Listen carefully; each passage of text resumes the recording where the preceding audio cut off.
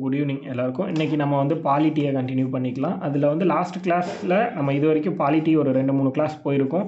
அதில் ஒரு சில பாயிண்ட்டை மட்டும் நோட் பண்ணிக்கோங்க. அதாவது கான்ஸ்டிடியூவன்ட் அசம்பிளி இருக்குது இல்லையா, அந்த அசம்பிளியில் நான் சொல்கிற பாயிண்ட்லாம் இருக்கான்னு மட்டும் செக் பண்ணிக்கோங்க. சில பாயிண்ட்டை மட்டும் எக்ஸ்ட்ரா சொல்கிறேன், ஓகேவா? என்ன அப்படின்னா, கான்ஸ்டியூஷனுடைய அட்வைசர், லீகல் அட்வைசர் வந்து BN ராவ். இதை வந்து நோட் பண்ணியிருப்பீங்க, கண்டிப்பாக இருக்கும். அடுத்தது chief draftsman of the constitution அப்படின்னா யாரை சொல்கிறாங்கன்னா SN முகர்ஜி. இதை நோட் பண்ணிக்கோங்க. சீஃப் டிராஃப்ட்ஸ்மேன், அதாவது தலைமை வரைவாளர், இந்திய அரசியலமைப்பின் தலைமை வரைவாளர் அப்படின்னு சொல்லலாம். Chief draftsman of the constitution, chief draftsman of the constitution அப்படின்னு சொல்கிறாங்க. யாருன்னா SN முகர்ஜி.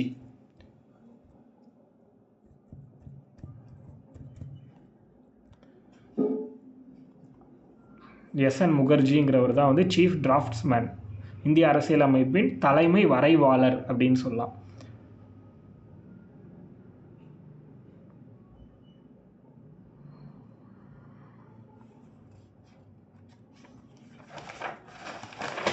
ஏன்னா அது நடுவில் நம்ம ஒரு எக்ஸ்ட்ரா பாயிண்ட், அது நமக்கு லக்ஷ்மிகாந்தில் இருக்காது அந்த பாயிண்ட்டு. நான் வெளியே இருந்து நோட் பண்ண பாயிண்ட் அது. ஸோ அதனால் எழுதிக்கோங்க. அதே மாதிரி இன்னொரு பாயிண்ட்டு, இந்தியா குடியரசான பிறகு இந்தியாவின் முதல்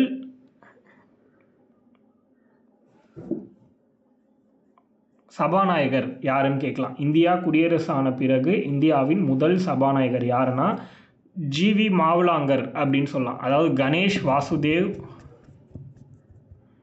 மாவலாங்கர், கணேஷ் வாசுதேவ் மாவலாங்கர், GV மாவலாங்கர் அப்படின்னு சொல்லுவாங்க. அதாவது எப்போ அப்படின்னா GV மாவலாங்கர்னு எழுதிக்கோங்க. became the first speaker after becoming a republic அப்படின்னு சொல்லலாம். அதாவது சுதந்திரம் நமக்கு வந்து இந்த குடியரசு கிடைத்த உடனே, நம்ம நாட்டுக்கு குடியரசு கிடைச்ச உடனே, அதாவது விடுதலை கிடைச்ச உடனே அதோடைய முதல் லோக்சபாவுடைய ஸ்பீக்கராக இருந்தது யாருன்னு கேட்டாங்கன்னா GV மாவலாங்கர். இந்த 2 பாயிண்ட்டை எக்ஸ்ட்ரா ஆட் பண்ணிக்கோங்க.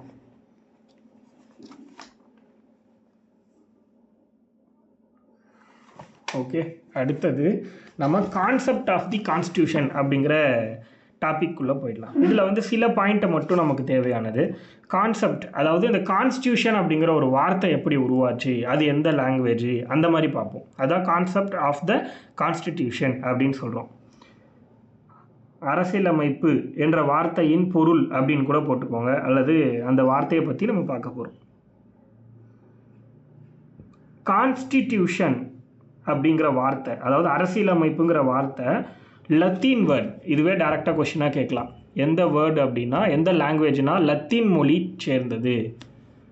லத்தீன் மொழியிலேருந்து எடுத்த வார்த்தை தான் கான்ஸ்டிடியூஷன் அப்படிங்கிற வார்த்தை. இதுக்கு லத்தீனில் எப்படி இதை சொல்லுவாங்கன்னா கான்ஸ்டிடியூயர் அப்படின்னு சொல்லுவாங்க. இதுதான் ஸ்பெல்லிங், கான்ஸ்டிடியூயர் அப்படின்னு சொல்லுவாங்க லத்தீனில். அதுதான் இங்கிலீஷில் வந்து கான்ஸ்டிடியூஷன் அப்படின்னு மாறி இருக்குங்கிறத கொடுத்துருக்காங்க. புரியுதா? கான்ஸ்டிடியூயர் அப்படிங்கிற லத்தீன் வேர்டு தான் நமக்கு கான்ஸ்டியூஷன் இங்கிலீஷில் கொடுத்துருக்காங்க. அப்படின்னா என்னன்னா, கான்ஸ்டியூஷன்னா, அதாவது கான்ஸ்டிடியூயர் அப்படின்னா என்னன்னா to establish or to set, up to செட்டப், இந்த 2 பொருளையுமே நம்ம சொல்லலாம். To establish or to set. இதுக்கு என்ன சொல்கிறது, நிறுவுதல் அல்லது அமைத்தல் அப்படின்ற பொருள். தமிழில் பொறுத்த வரைக்கும் நிறுவுதல் அல்லது அமைத்தல். டு எஸ்டாப்ளிஷ் அப்படின்னா உருவாக்குறது அல்லது செட்டப் பண்ணுறது, ஒரு இடத்துல அமைக்கிறது. ஒரே கான்செப்ட் தான் சொல்ல போனால்.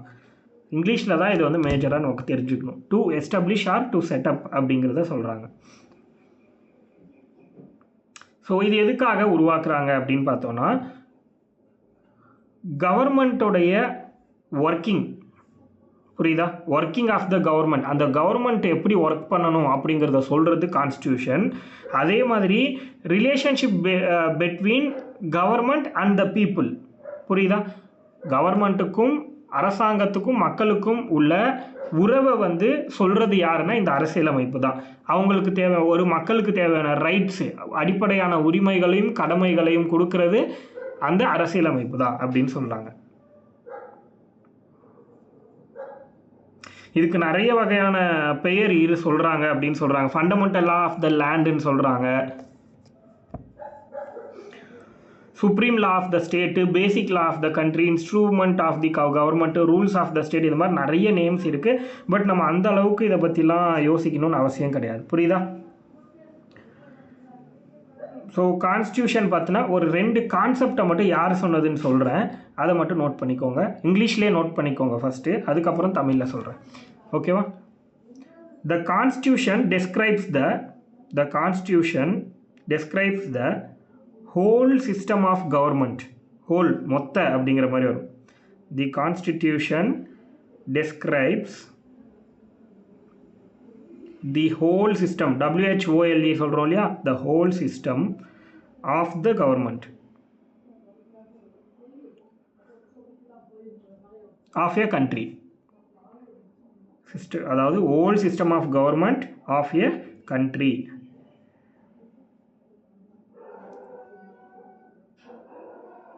The collection of rules which establish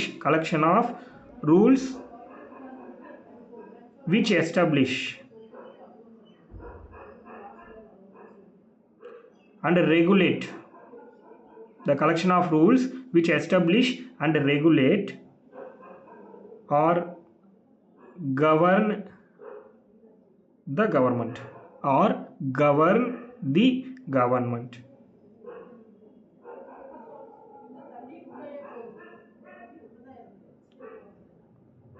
புரியுதா?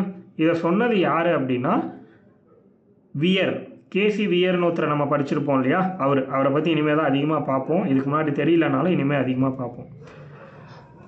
இதுக்கு தமிழில் என்ன பொருள்னா, தமிழில் எழுதுகிறவங்க எழுதிக்கோங்க. அரசியலமைப்பு ஒரு நாட்டின் முழு அரசாங்க அமைப்பையும்,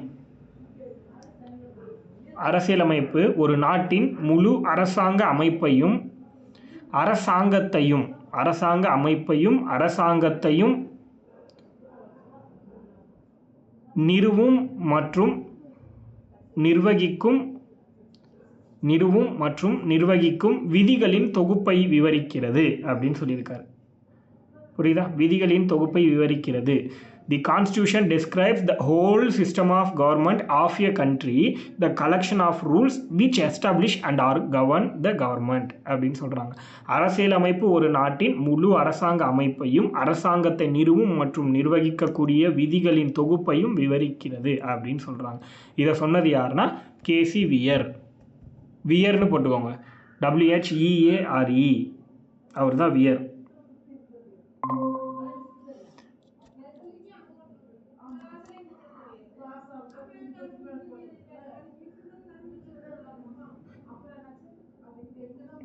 அடுத்தது இன்னொருத்தர் சொல்கிறாரு, A constitution is a document. A constitution is a document having a special legal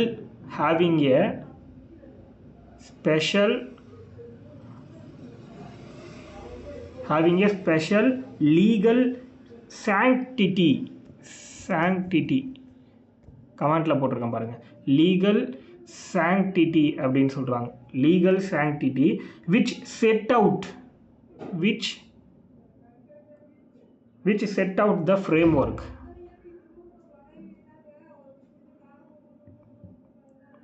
and the principal functions of the organs of the government.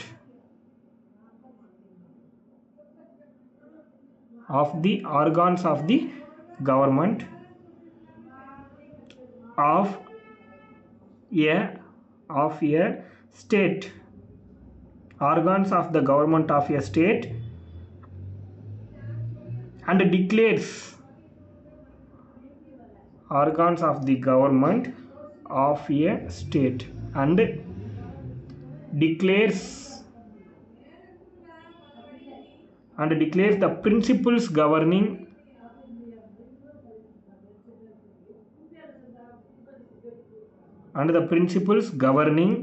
the operation of those organs. புரியுதா? A constitution is a document having a special legal sanctity which set out the framework and the principal functions of the organs of the government of a state and declares the principles governing the operation of those organs அப்படின்னு சொல்கிறாங்க. That means என்ன அப்படின்னா, தமிழில் அரசியலமைப்பு என்பது ஒரு மாநில அரசாங்கத்தின்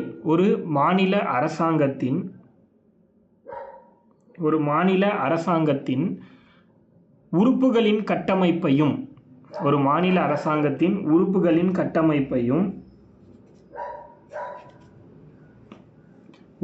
கட்டமைப்பையும் முக்கிய செயல்பாடுகளையும்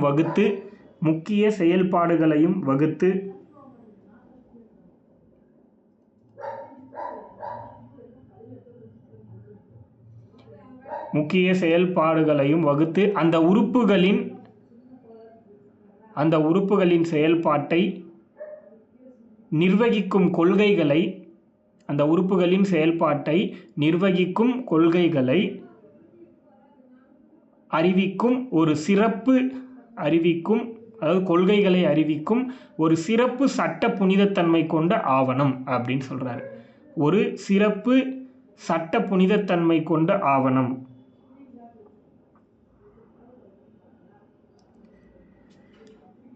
இதை சொன்னது வேட் அண்ட் பிலிப்ஸ். இவங்க 2 பேர். இதை சொன்னது யாருன்னா வேட் அண்ட் பிலிப்ஸ். கமெண்ட்ல இருக்கு பாருங்க, wired and Philips.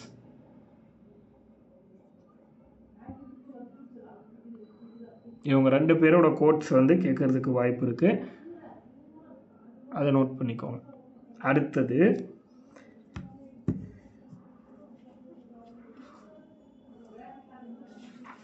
Return constitution, unwritten கான்ஸ்டியூஷனுக்கு example எழுதிக்கலாம். கான்ஸ்டியூஷனுங்கிற வார்த்தை பற்றி பார்க்கும்போது நம்ம வேர்ல்டு லெவல் கான்செப்ட்டும் இதில் ஆட் ஆகும். ஏன்னா கான்ஸ்டியூஷனுங்கிறது சில கண்ட்ரிக்கு இருக்கும், சில கண்ட்ரிக்கு இருக்காது. ஸோ அதை பற்றி நம்ம பார்க்குறோம். இப்போது ரிட்டன் கான்ஸ்டியூஷன் எந்தெந்த நாட்டுக்கெல்லாம் இருக்குது, சில எக்ஸாம்பிள்ஸ் இதுவுமே கேட்குறதுக்கு வாய்ப்பு இருக்குது. ரிட்டன் கான்ஸ்டியூஷனில் ஹார்ட் ஒன் அவுட் எதுன்னு கேட்குறதுக்கான வாய்ப்புகள் வந்து அதிகம், பாசிபிலிட்டிஸ் இருக்குது. ஸோ எழுதப்பட்ட அரசியலமைப்புக்கு எடுத்துக்காட்டுகள் என்னென்ன அப்படிங்கிறத பார்ப்போம். எழுதப்பட்ட அரசியலமைப்புக்கு எடுத்துக்காட்டு யூஎஸ்ஏ, அமெரிக்கான்னு சொல்கிறோம் இல்லையா. ஸோ யூஎஸ்ஏ ரிட்டன் கான்ஸ்டியூஷனுக்கான எக்ஸாம்பிள் யூஎஸ்ஏ, கனடா,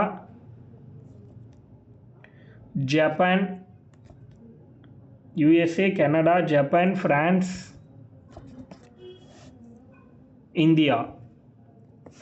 இதெல்லாம் வந்து ரிட்டன் கான்ஸ்டியூஷனுக்கான எக்ஸாம்பிள்ஸ், எழுதப்பட்ட அரசியலமைப்புக்கான எடுத்துக்காட்டு.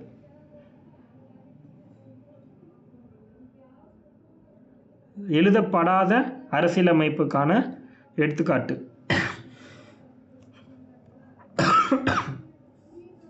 எழுதப்படாத அரசியலமைப்புக்கான எடுத்துக்காட்டு யூகே. யூகேனா என்னது? இங்கிலாந்து,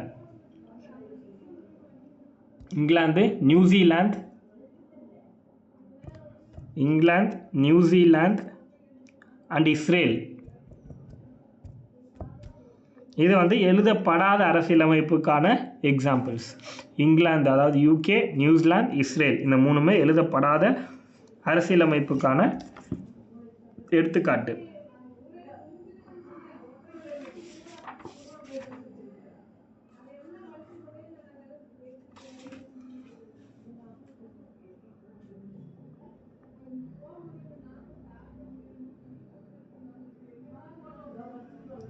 ஓகேவா?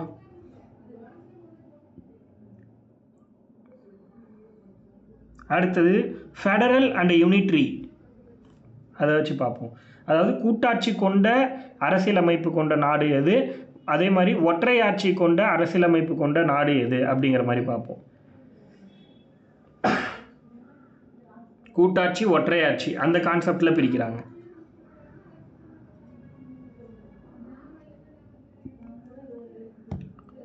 கூட்டாட்சி இருக்கிற நாடுகள் எது எது அப்படின்னா யுஎஸ்ஏ, அதாவது ஃபெடரல் கான்ஸ்டியூஷன், கூட்டாட்சி அரசியலமைப்பு இருக்கக்கூடிய நாடுகள் யுஎஸ்ஏ, சுவிட்சர்லாந்து,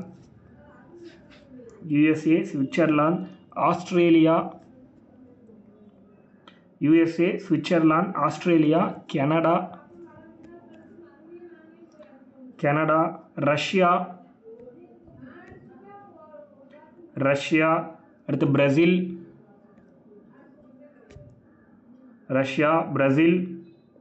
இன்னும் கூட ஒரு சிலது இருக்குது அப்படின்னு சொல்கிறாங்க ஃபெடரல் கான்ஸ்டியூஷன்ஸோடு இருக்கிறது. பட் இது வந்து பேசிக்காக தெரிய வேண்டியது. அதுவே யூனிட்ரி அப்படின்னா கூட்டாட்சி ஒற்றையாட்சி அப்படின்னு. இப்போ ஒற்றையாட்சியில் பார்க்கலாம். Unitary constitution, England government, UK, France,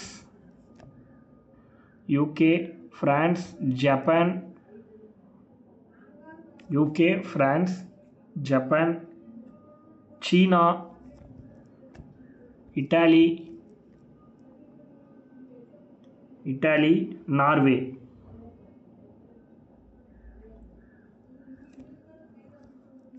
இட்டாலிக்கு அப்புறம் நார்வே.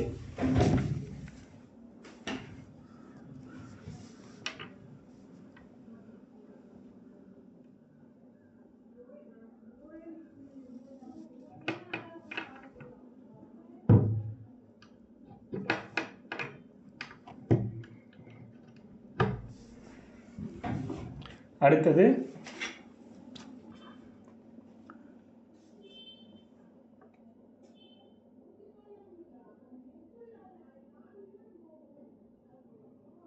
அதே மாதிரி இந்தியன் கான்ஸ்டியூஷன் பொறுத்த வரைக்கும் போத் ரெண்டுமே இருக்குது, ஃபெடரல் அண்ட் யூனிட்ரி ரெண்டுமே இருக்குது.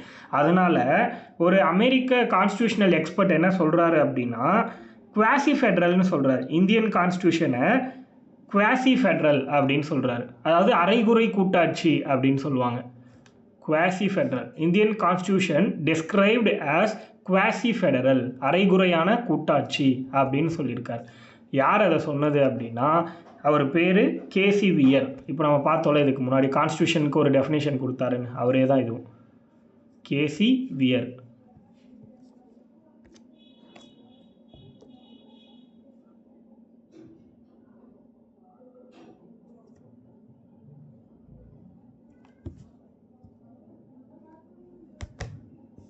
அவர் தான் குவாசி ஃபெடரல்னு சொல்கிறார்.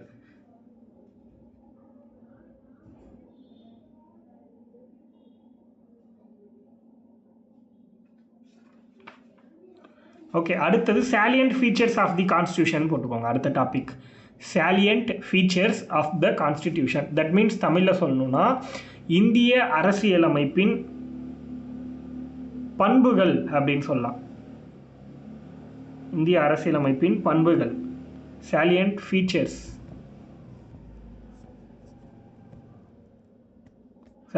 ஆஃப் தி கான்ஸ்டியூஷன், அரசியலமைப்பின் பண்புகள்.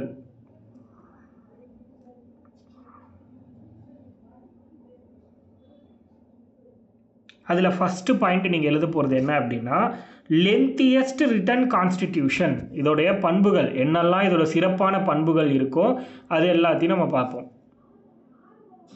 ஓகேவா? லென்த்தியஸ்ட் ரிட்டன் கான்ஸ்டிடியூஷன் தான் ஃபஸ்ட்டு பாயிண்ட். அதாவது நீளமான எழுதப்பட்ட அரசியலமைப்பு. இந்திய அரசியலமைப்புங்கிறது என்னது? நீளமான எழுதப்பட்ட அரசியலமைப்பு. அதான் ஃபஸ்ட்டு பாயிண்ட். இப்போ ஒரு மெயின்ஸ் கொஷினே கேட்பாங்க, describe the salient features of the constitution in 2.5 pages, ஆறு வந்து 300 words அப்படின்னு கொடுத்தாங்கன்னா அதை எப்படி எழுதணுங்கிறத நான் இப்போ உங்களுக்கு சொல்கிறேன். ஸோ இதுதான் பாயிண்ட்டு. அதை நான் இந்த மெத்தட்லேயே நான் உங்களுக்கு சொல்கிறேன், மெயின்ஸ் மெத்தட்லேயே. ஓகேவா? So salient features of the constitution அப்படின்னா ஃபஸ்ட்டு லென்த்தியஸ்ட் ரிட்டன் கான்ஸ்டியூஷன், நீளமான எழுதப்பட்ட அரசியலமைப்பு அப்படின்னு சொல்கிறோம். அது என்ன நீளமான? இந்த உலகத்திலேயே பெரிய கான்ஸ்டியூஷன் ஒரு நாட்டுக்கு இருக்குன்னா அது இந்தியாவுக்கு மட்டும்தான். இந்தியாவை விட லென்த்தியஸ்டான ஒரு கான்ஸ்டியூஷன் எந்த ஒரு நாட்டுக்கும் கிடையாது. அது முக்கியமாக நீங்கள் தெரிஞ்சுக்கணும். புரியுதா? எழுதப்பட்ட அரசியலமைப்புலையே ரொம்ப நீளமாக இருக்கக்கூடிய ஒரு அரசியலமைப்புனா அது இந்திய அரசியலமைப்பு தான். அது ஒரு முக்கியமான பாயிண்ட். ஏன் அப்படி சொல்கிறாங்கன்னா, நம்ம நாட்டுடைய அரசியலமைப்புங்கிறது 60க்கும் மேற்பட்ட நாடுகள்லேருந்து திருடப்பட்டு அது மூலமாக ஒரு அரசியலமைப்பை உருவாக்குனாங்க. புரியுதா? அதே மாதிரி 470 ஆர்டிக்கல் உருவாக்குன காலகட்டத்திலேயே நம்ம இந்தியன் கான்ஸ்டியூஷன் பொறுத்த வரைக்கும் எவ்வளோ ஆர்டிகல்ஸ் இருந்துச்சுன்னா 390 ஆர்டிக்கல் கிட்ட இருந்துச்சு. பட் ப்ரெசென்ட்டாக 417 ஆர்டிகல்ஸ் வந்து இருக்குது இந்தியன் கான்ஸ்டியூஷனில். அதே மாதிரி உருவாக்குனப்போ வெறும் 22 பார்ட்ஸ் தான் இருந்துச்சு. பட் ப்ரெசென்ட்டாக 25 பார்ட்ஸ் இருக்குது. உருவாக்குனப்போ வெறும் 8 ஷெடியூல்ஸ் தான் இருந்துச்சு. ஆனால் இப்போ 12 ஷெடியூல்ஸ் இருக்குது. ஸோ அப்படி எப்படி பார்த்தாலும் அது வந்து ஒரிஜினலி உருவாக்குனப்பையும் காமனாக எவ்வளோ இருந்துச்சு அப்படின்னா மற்ற நாடுகளை விட அதிகமாக தான் இருந்துச்சு. இப்பையும் அதிகமாக தான் இருக்குது. நம்ம நாட்டை மிஞ்சறதுக்கு யாருமே கிடையாது அப்படின்னே நம்ம சொல்லலாம். அதே மாதிரி அதிகமான இன்ஃபர்மேஷனை எங்கேருந்து எடுத்திருக்காங்கன்னா கவர்மெண்ட் ஆஃப் இந்தியா ஆக்ட் 1935 இருந்து தான் அதிகமாக எடுத்திருப்பாங்க. இதை நம்ம தனியாகவே பார்ப்போம். ஓகேவா? அதாவது என்னென்ன விஷயத்தை எந்தெந்த நாட்டிலேருந்து எடுத்தாங்க, எங்கேருந்து நம்மளோடதை வந்து அதிகமாக எடுத்தாங்கன்னா, இப்போ ஒவ்வொரு கான்ஸ்டியூஷன் மாதிரி ஒவ்வொரு சட்டம் தான் நமக்கு. எப்போ பிஃபோர் த கான்ஸ்டியூஷன் அசம்பிளிக்கு முன்னாடி வரைக்கும், தட் மீன்ஸ் 1947 ஆக்ட் வரைக்கும். அப்போ 1935 ஆக்டில் இருந்து தான் நமக்கு அதிகமான கண்டென்ட்டை எடுத்து நம்ம கான்ஸ்டியூஷனை ஃப்ரேம் பண்ணியிருக்காங்கன்னு சொல்கிறாங்க. அப்போ அட்மோஸ்ட் என்ன ஆயிடுச்சு அப்படின்னா 1935 கவர்மெண்ட் ஆக்ட்லேயே நமக்கு வந்து கான்ஸ்டியூஷனுக்கு தேவையான விஷயங்கள் எல்லாம் அந்த சட்டத்துக்குள்ளே உருவாக்கிட்டாங்க. பட் தெளிவில்லாததுனால மேலும் மேலும் ஒர்க் பண்ணி ஒரு புது கான்ஸ்டியூஷனை உருவாக்குறாங்க. புரியுதா? இதுதான் வந்து சாலியன் ஃபீச்சர்ஸில் ஃபர்ஸ்ட் பாயிண்ட். ஸோ நீங்கள் எழுத வேண்டியது இதில் என்னது, இப்போது ரிட்டன் கான்ஸ்டியூஷன் அப்படியே வேர்ல்டுலேயே நம்ம இந்தியன் கான்ஸ்டியூஷன் தான் வந்து பார்த்திங்கன்னா லென்த்தியஸ்ட் ரிட்டன். அது வந்து உங்களுக்கு தெளிவாக தெரியும். எழுதுறதா இருந்தாலும் அது ஒரு பாயிண்ட் எழுதிக்கோங்க. வேர்ல்டுலேயே லென்த்தியஸ்ட், உலகிலேயே நீளமான அரசியலமைப்பு அப்படின்னு ஒரு பாயிண்ட்.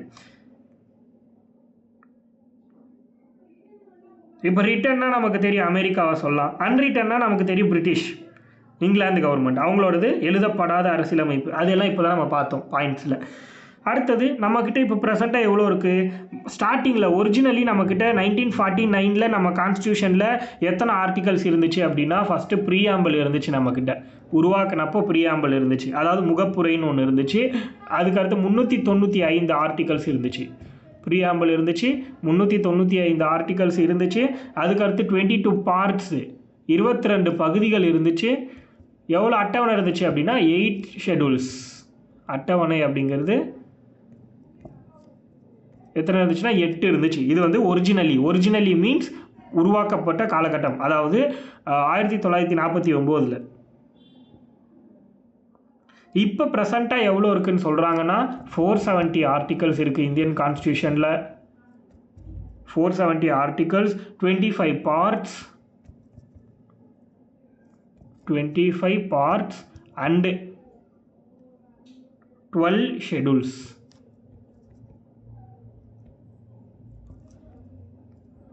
25 parts and 12 schedules. இதுதான் ப்ரெசண்ட்டாக இருக்கிறது. அப்போ எவ்வளோ லென்த்தியஸ்ட் அப்படிங்கிறது நமக்கே புரியும்.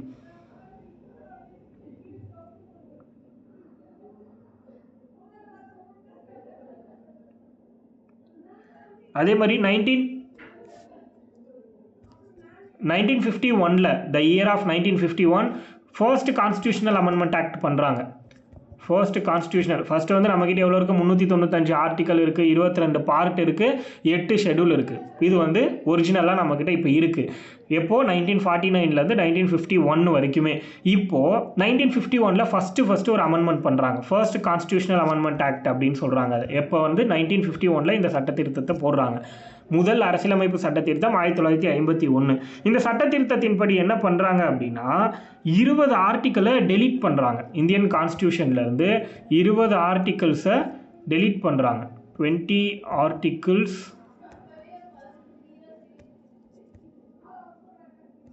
should be deleted. அதே மாதிரி ஒரு part, one part should be deleted. புரியுதா? முதல் அரசியலமைப்பு சட்ட திருத்தத்தில் 20 ஆர்டிக்கலை டெலீட் பண்ணியிருக்காங்க, ஒரு பார்ட்டையும் டெலீட் பண்ணியிருக்காங்க. பார்ட் 7 டெலீட் பண்ணது. பார்ட் 7 கேள்விப்பட்டிருப்பீங்கன்னு நினைக்கிறேன். அந்த பார்ட்டை பற்றி பார்ட் 7 வந்து டெலீட் பண்ணியிருப்பாங்க. அதெல்லாம் என்னங்கிறத நம்ம அடுத்தடுத்து பார்ப்போம். இப்போதைக்கு ஜஸ்ட் இன்ஃபர்மேஷன் மட்டும் நோட் பண்ணிக்கோங்க.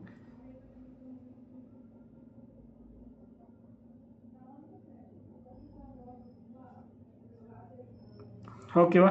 அதுக்கடுத்து 95 ஆர்டிகல்ஸை புதுசாக இன்ட்ரடியூஸ் பண்ணுறாங்க. நிறைய அமெண்ட்மெண்ட் மூலமாக இன்ட்ரடியூஸ் பண்ணுறாங்க. அதுக்கடுத்து சில ஷெடியூல்ஸை கொண்டு வராங்க. அதுக்கப்புறம் தான் 12 ஷெடியூலாக மாறுது. இதெல்லாம் நிறைய இருக்குது, அதெல்லாம் நம்ம பார்ப்போம். அதே மாதிரி நம்ம இந்தியன் கான்ஸ்டியூஷனோட ஆர்டிகல்ஸ் நம்ம இப்போ ப்ரெசென்ட்டாக 470, ஒரிஜினலி 395 நம்ம பார்த்தோம், அது நமக்கு தெரியும். அமெரிக்கன் கான்ஸ்டியூஷன் எவ்வளோ தெரியுமா?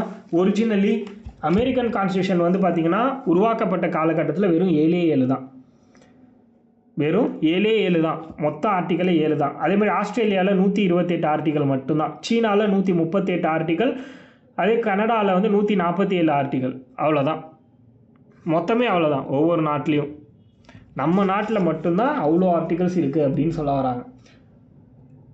அதே மாதிரி 2019 வரைக்கும் பார்த்தீங்கன்னா ஸ்டேட் ஆஃப் ஜம்மு காஷ்மீருக்குன்னு சொல்லிட்டு தனியாகவே ஆர்டிக்கல் இருந்துச்சு இல்லையா? ஓகே, ஜம்மு காஷ்மீருக்கு வந்து கரெக்டாக வந்து பார்த்திங்கன்னா ஆகஸ்ட் 5ஆம் தேதி 2019 அந்த ஆர்டிக்கலை ரிமூவ் பண்ணியிருப்பாங்க. அது வரைக்கும் ஆர்டிக்கல் அவங்களுக்குன்னு தனியாக வந்து கொடுத்து தான் வச்சுருந்துச்சு. பட் ஆனால் ப்ரெசண்ட்டாக அவங்களுக்கு வந்து தனி ஆர்டிக்கல்ங்கிறது கிடையாது. 2019 அதை ரிமூவ் பண்ணிடுறாங்க. ஓகேவா? ஆர்டிக்கல் 370 சொல்லுவாங்க. அது 370 அந்த கான்ஸ்டியூஷனை தனியாகவே அவங்களுக்கு வந்து வச்சுருந்தாங்க. அதை வச்சு தான் வந்து நிறைய விஷயங்கள் வந்து அந்த ஸ்டேட்டில் வந்து நம்ம பண்ண முடியும். தட் மீன்ஸ் யூனியன் டெரிட்டரியில். அதை பற்றிலாம் நம்ம டீட்டெயில்டாக பார்ப்போம். நம்ம இந்த சாப்டரை பார்த்துட்டு அதை பற்றி நம்ம யோசிச்சுக்கலாம். ஓகே, அதே மாதிரி இது வந்து எப்படி அபாலிஷ் பண்ணுறாங்கன்னா பிரசிடென்ஷியல் ஆர்டர், குடியரசுத் தலைவருடைய அனுமதியின் பேரில் இதை வந்து கேன்சல் பண்ணுறாங்க. ஸோ இது எல்லாமே டீட்டெயில்டாக நம்ம வந்து ஜம்மு காஷ்மீரை பற்றியே நம்ம தனியாக படிப்போம், யூனியன் டெரிட்டரி பற்றி, அப்போது நம்ம இதை பற்றி பார்த்துக்கலாம். அதே மாதிரி எப்பையிலேருந்து இது இருக்குது அப்படின்னா 1954 ஜம்மு காஷ்மீருக்குன்னு தனியாக ஒரு அரசியலமைப்பு அப்படிங்கிறது இருக்குது. தட் மீன்ஸ் 370 ஒரு ஆர்டிக்கல் அது தனியாகவே அவங்களுக்கு இருக்குது.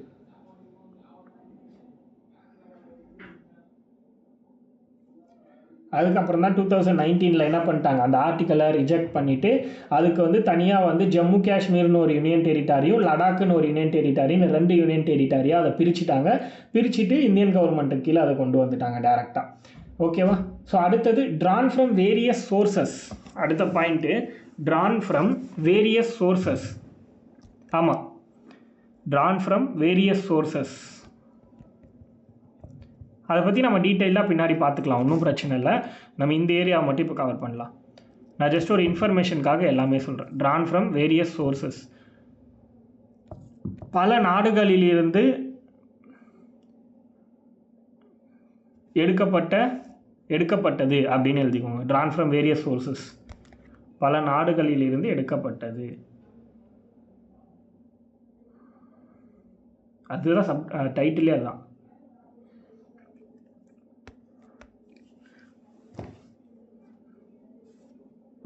ஸோ இதில் மோஸ்ட் ஆஃப் த பாயிண்ட் 60க்கும் மேற்பட்ட நாடுன்னு நமக்கு தெரியும், 60+ கண்ட்ரிஸ் எடுத்தது. அதில் முக்கியமான விஷயத்தை மட்டும் நம்ம தெரிஞ்சுப்போம். அதில் most of the content borrowed from government of India act 1935.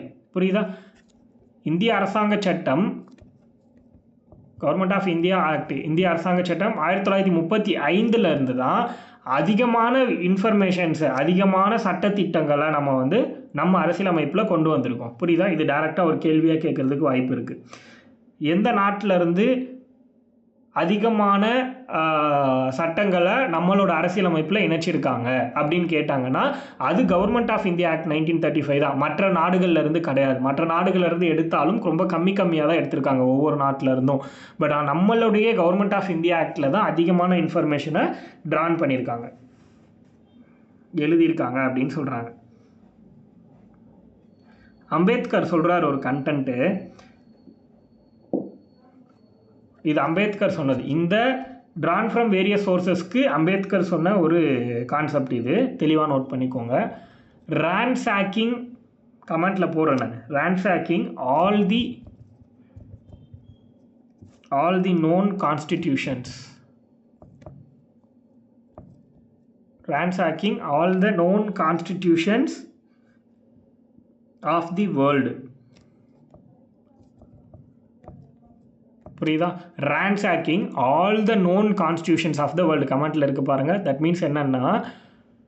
உலகம் முழுவதும் தெரிந்த அரசியல் அமைப்புகளிலிருந்து திருடப்பட்ட அரசியலமைப்பு. ரான்சாக்கிங்னா கொள்ளையடிச்சது. உலகம் முழுவதும் தெரிந்த அரசியலமைப்புகளில் இருந்து திருடப்பட்ட ஒரு அரசியலமைப்பு தான் இந்திய அரசியலமைப்பு அப்படின்னு அம்பேத்கர் சொல்லியிருப்பார். இது ஒரு கொஷின் மெயின்ஸில். ஆக்சுவலி யார் வந்து இந்திய அரசியலமைப்பு திருடப்பட்ட அரசியலமைப்புன்னு சொல்லியிருப்பாங்க, அதை வந்து எக்ஸ்பிளைன் பண்ணுங்க அப்படின்னு ஒரு கொஷின் மெயின்ஸில் இது கேட்டிருக்காங்க. நான் எழுதியிருக்கேன். ஸோ இதை சொன்னது யாருன்னா டாக்டர் பிஆர் அம்பேத்கர்.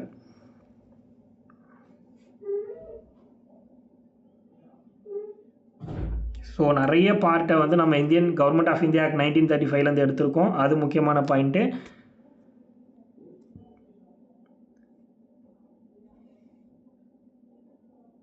அதுக்கடுத்து எந்தெந்த விஷயத்தை எந்தெந்த நாட்டிலேருந்து எடுத்தோம் அப்படிங்கிறதையும் கூட நம்ம இங்கேயே பார்த்துடலாம். அதையும் சொல்லிடுற வேணால் நோட் பண்ணிக்கோங்க. நம்ம அப்படியே அந்த கம்ப்ளீட் பண்ணிட்டே போயிடலாம். ஓகேவா?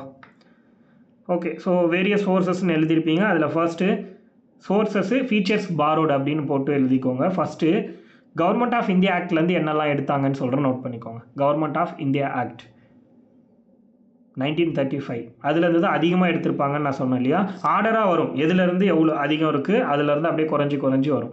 So first government of India act, இந்திய அரசியலமைப்பு சட்டம் 1935 என்னெல்லாம் எடுத்தாங்கன்னா, ஃபர்ஸ்ட் ஒன் ஃபெடரல் ஸ்கீம்.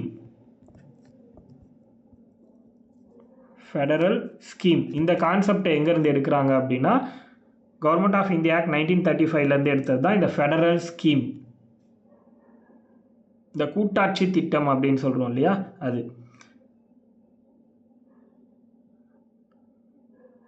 கூட்டாட்சி திட்டம்ங்கிறது கவர்மெண்ட் ஆஃப் இந்தியா ஆக்ட் 1935 எடுத்தது. Federal scheme first. ரெண்டாவது ஆஃபீஸ் ஆஃப்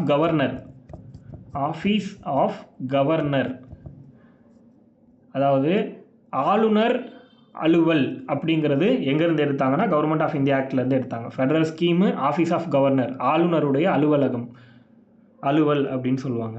அடுத்தது ஜுடிஷியரி, நீதித்துறை.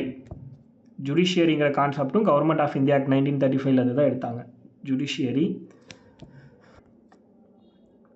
அடுத்தது பப்ளிக் சர்வீஸ் கமிஷன்,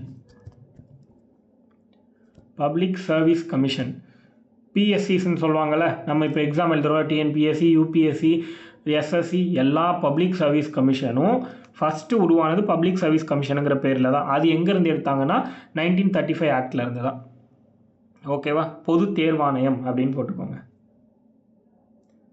இதுவும் 1935 ஆக்ட்லேருந்து எடுத்தது, பொது தேர்வாணையம். அதுக்கடுத்து எமர்ஜென்சி ப்ரொவிஷன்ஸ், அவசர நிலை, அதுவும் 1935 ஆக்ட். எமர்ஜென்சி ப்ரொவிஷன்ஸ், அவசர நிலை விதிகள் அப்படின்னு சொல்லலாம். அதையும் வந்து இந்த ஆர்டிகல் 352, 356, 360 இதெல்லாம் இருக்கு இல்லையா, இதுதான் வந்து ப்ரொவிஷன் சொல்லுவோம், எமர்ஜென்சி ப்ரொவிஷன். ஸோ அதுவும் இதில் தான் எடுத்திருக்காங்க. அட்மினிஸ்ட்ரேட்டிவ் டீட்டெயில்ஸ், கடைசியாக அட்மினிஸ்ட்ரேட்டிவ் டீட்டெயில்ஸ், நிர்வாக தகவல்கள். இது எல்லாத்தையுமே 1935 ஆக்டில் நிர்வாக விவரங்கள்னு சொல்லலாம். இது எல்லாமே எங்கேருந்து எடுத்தாங்க அப்படின்னா கவர்மெண்ட் ஆஃப் இந்தியா ஆக்ட் 1935 எடுத்தாங்க. எதை வேணாலும் கொடுத்து கேட்கலாம். ஒரே கேள்வியாக ஆஃபீஸ் ஆஃப் கவர்னர் அப்படிங்கிறது எந்த சிஸ்டம் ஆஃப் எந்த நாட்டோட அரசமைப்புலேருந்து எடுக்கப்பட்ட ஒன்று அப்படின்னு கேட்டாங்கன்னா எழுத தெரியணும். அடுத்தது பிரிட்டிஷ் கான்ஸ்டியூஷன். நம்ம கவர்மெண்ட் ஆஃப் இந்தியா ஆக்டில் தான் ரொம்ப அதிகமான விஷயத்தை வந்து எடுத்து யூஸ் பண்ணியிருக்கோம் இந்தியன் கான்ஸ்டியூஷனில். அதுக்கு அடுத்தது அதிகமான பிரிட்டிஷ் கான்ஸ்டியூஷன். புரியுதா? இங்கிலாந்தோடைய அரசியலமைப்புலேருந்து எடுத்திருக்கோம். என்னெல்லாங்கிறத பார்ப்போம். பிரிட்டிஷ் கான்ஸ்டியூஷன் ரெண்டாவது போட்டுக்கோங்க. பிரிட்டிஷ் கான்ஸ்டியூஷன்லேருந்து என்னெல்லாம் எடுத்திருக்கோம் அப்படின்னா, பார்லிமெண்ட்ரி கவர்மெண்ட், பாராளுமன்ற அரசாங்கம்.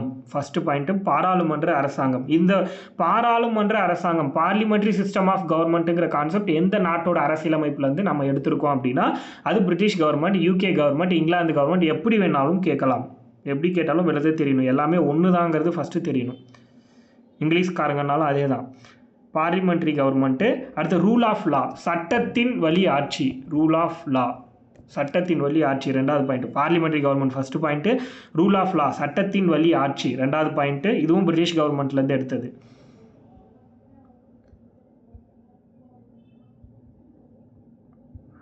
அடுத்தது லெஜிஸ்லேட்டிவ் ப்ரொசீஜர். லெஜிஸ்லேட்டிவ் ப்ரொசீஜர் மூணாவது பாயிண்ட்.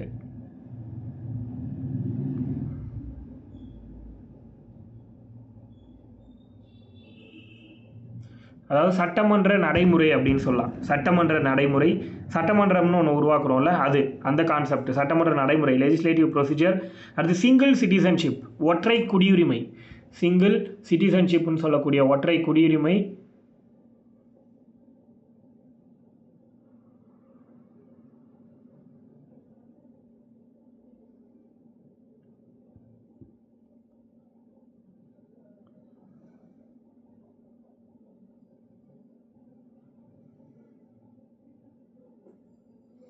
ஒற்றை குடியுரிமை.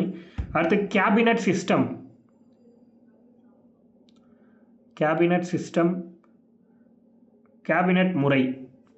கேபினட் சிஸ்டம்னா கேபினட் முறை.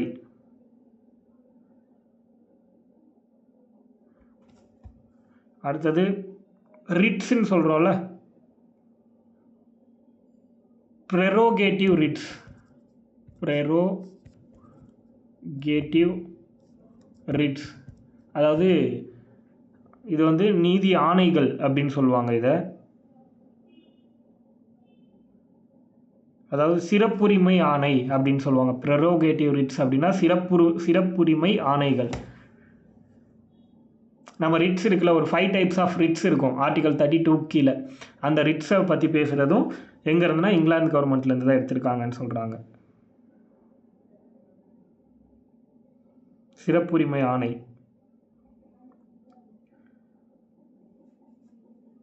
அடுத்தது பார்லிமெண்ட்ரி ப்ரிவிலேஜஸ்.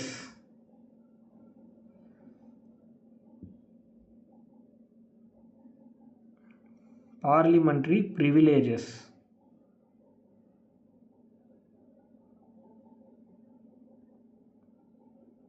பாராளுமன்ற முன்னுரிமைகள். பார்லிமெண்ட்ரி ப்ரிவிலேஜஸ்னா பாராளுமன்ற முன்னுரிமைகள். பாராளுமன்ற முன்னுரிமைகள்.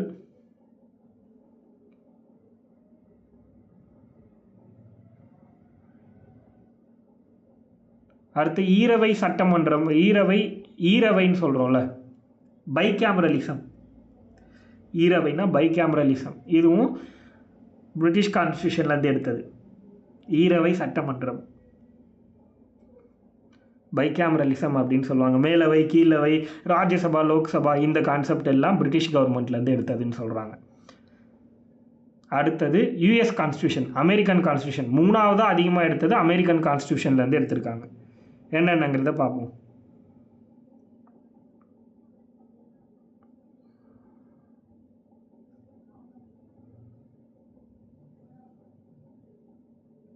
அமெரிக்கன் கான்ஸ்டியூஷன்லேருந்து எடுத்தது ஃபண்டமெண்டல் ரைட்ஸ், அடிப்படை உரிமைகள். அடிப்படை உரிமைகள் ஃபண்டமெண்டல் ரைட்ஸ்லேருந்து எடுத்திருக்காங்க. யூஎஸ் கான்ஸ்டியூஷன்லேருந்து எடுத்திருக்காங்க. ஃபண்டமெண்டல் ரைட்ஸ் ஆர் அடிப்படை உரிமைன்னு நோட் பண்ணிக்கோங்க. அடுத்தது independence of judiciary. Independence of judiciary, that means தமிழில் சொல்லணும் அப்படின்னா இண்டிபெண்டன்ஸ் ஆஃப் ஜுடிஷியரி அப்படின்னா நீதித்துறையின் சுதந்திரம் அப்படின்னு சொல்லலாம். நீதித்துறையின் சுதந்திரம்.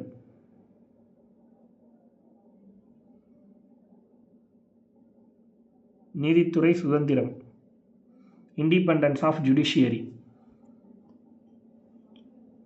அடுத்தது ஜுடிக்கல் ரிவ்யூ.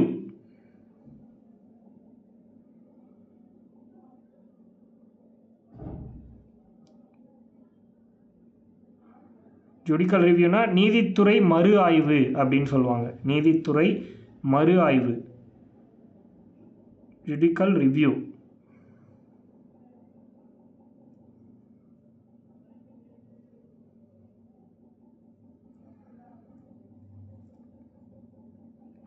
அடுத்து impeachment of the president. Impeachment of the president.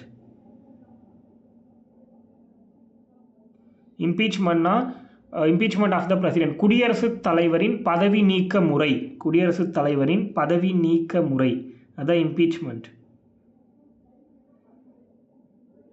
Impeachment of the president means குடியரசுத் தலைவரின் பதவி நீக்க முறை.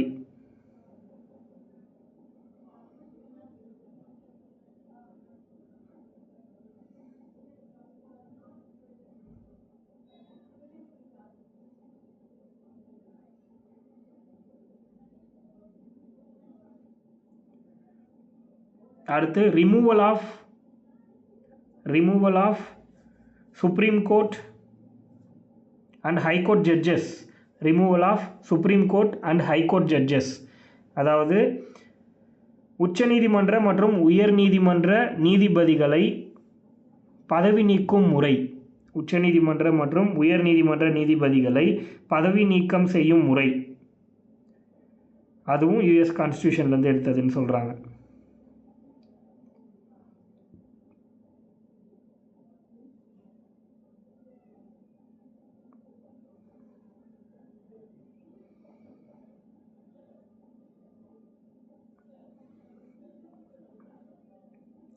அடுத்தது போஸ்ட் ஆஃப் வைஸ் பிரசிடென்ட்.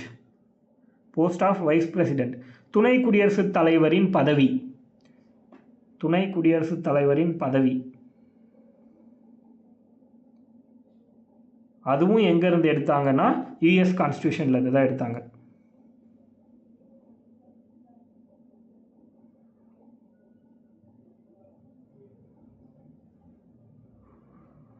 அதுக்கு அடுத்து ஐரிஷ் கான்ஸ்டியூஷன், அயர்லாந்து அரசியலமைப்பு. தமிழில் சொல்லணும்னா ஐரிஷ் கான்ஸ்டியூஷன்.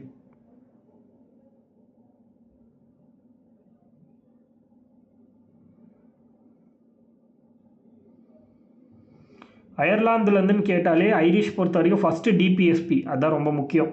டிபிஎஸ்பியை எங்கேருந்து எடுத்தாங்கன்னா ஐரிஷ் கான்ஸ்டியூஷன்லேருந்து எடுத்தாங்க. டிபிஎஸ்பினா என்னது? Directive principles of state policy, அரசு நெறிமுறையுறுத்தும் கோட்பாடுகள் அப்படின்னு சொல்லுவோம். அரசு நெறிமுறையுறுத்தும் கோட்பாடுகள், directive principles of state policy, அதான் DPSP.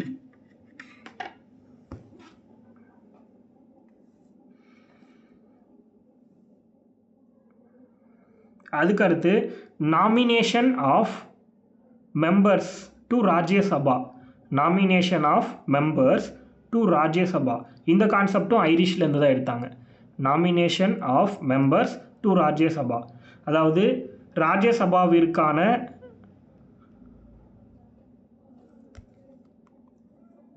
Nomination of members to Rajya Sabha, Rajya Sabha உறுப்பினர்களை தேர்ந்தெடுக்கும் முறை.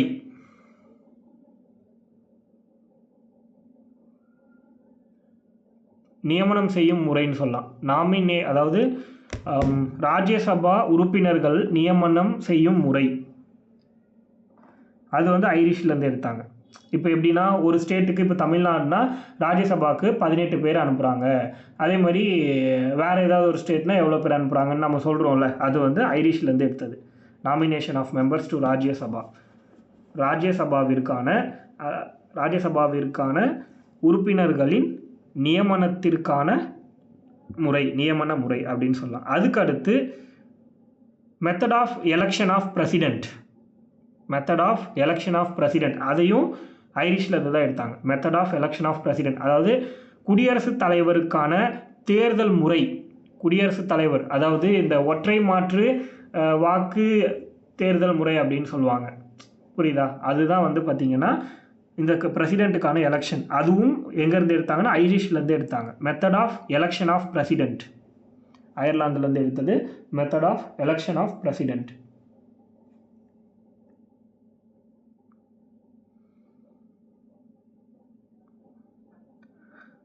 அவ்வளோதான். அதுக்கடுத்து கனடா, கனடியன் கான்ஸ்டியூஷன். கனடாவுடைய அரசியலமைப்பிலிருந்து என்ன எடுத்தாங்க அப்படின்னு பார்க்கலாம்.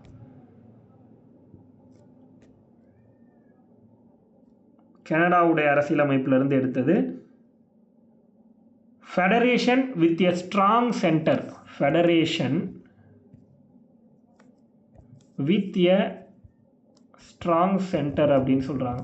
தட் மீன்ஸ் என்ன சொல்ல வராங்க அப்படின்னா,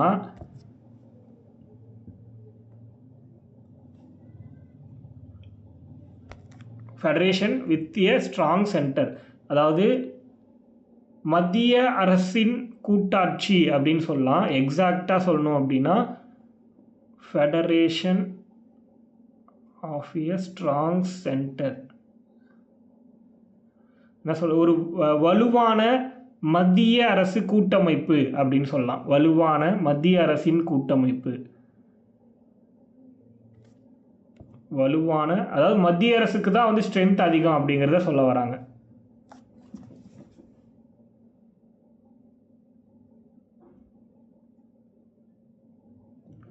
வலுவான மத்திய அரசின் கூட்டமைப்பு அல்லது மத்திய அரசுடனான கூட்டமைப்பு. Federation with a strong centre. அடுத்து vesting of residuary powers. Vesting of a residuary powers. Residual பவர்ஸ்னு சொல்லலாம். Vesting of residual powers in the centre. In the centre ரொம்ப முக்கியமான பாயிண்ட் இது. அதாவது இதுக்கெல்லாம் ஆர்டிக்கல் இருக்குது, தனியாக பார்ப்போம் அது எல்லாமே. இப்போது மத்திய பட்டியல் மாநில பட்டியல்னு பிரிப்போம், அதே மாதிரி பொதுப்பட்டியல்னு பிரிப்போம். அது வந்து 7th ஷெட்யூலில் நம்ம அதை பற்றி பார்ப்போம். இப்போது இதில் வந்து மத்திய பட்டியலில் இருக்கிற ஒரு பார்ட்டில் வந்து சட்டம் இயற்றுவதற்கான அதிகாரம் மத்திய அரசாங்கத்துக்கு இருக்குது. மாநில பட்டியலில் இருக்கிறது சட்டம் இயற்றுவதற்கான அதிகாரம் மாநில அரசாங்கத்துக்கிட்ட இருக்குது. அப்போ பொதுப்பட்டியலில் யாருக்கு இருக்குது அப்படின்னா 2 பேருக்குமே இருக்குது. ஆனால் 2 பேருக்குமே பிரச்சனை வரக்கூடிய காலகட்டத்தில் மத்திய அரசு சொல்கிறத தான் கேட்கணும் அப்படிங்கிறது சட்டம். அதுதான் இங்கே சொல்ல வராங்க. அந்த கான்செப்டை எங்கேருந்து எடுத்தாங்கன்னா கனடா அரசியலமைப்புலேருந்து எடுத்தாங்கன்னு சொல்கிறாங்க. புரியுதா? அதாவது ரெசிடியூவல் பவர்ஸ் அப்படின்னு பார்த்தோன்னா எப்படி சொல்லலாம் தமிழில் அப்படின்னா ஒதுக்கப்பட்ட அதிகாரங்கள்னு சொல்லலாம். எக்ஸாக்ட் வேர்டு சொல்கிறேன், வெயிட் பண்ணுங்கள். ரெசிடியூவல் பவர்ஸை பொறுத்த வரைக்கும் எஞ்சிய அதிகாரங்கள் அப்படின்னு சொல்லலாம். புரியுதா? எஞ்சிய அதிகாரங்கள் மத்திய அரசிடம் உள்ளது அப்படின்னு சொல்கிறாங்க இல்லையா? அந்த பாயிண்ட் வந்து கனடாலேருந்து எடுத்திருக்காங்க. எஞ்சிய அதிகாரங்கள் மத்திய அரசிடம் உள்ளது அப்படின்னு சொல்லக்கூடிய பாயிண்ட்டு கனடாலேருந்து எடுத்திருக்காங்க.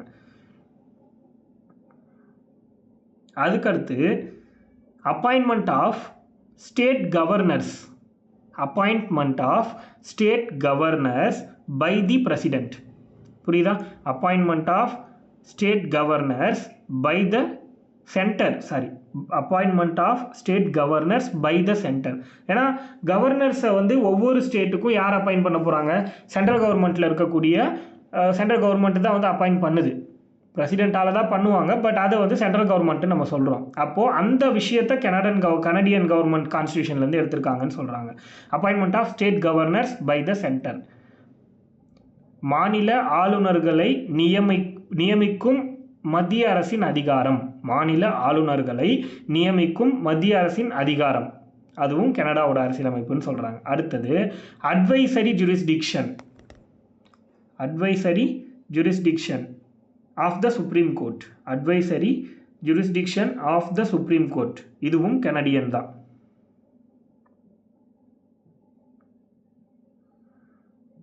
அப்படின்னா ஆலோசனை அதிகார வரம்பு.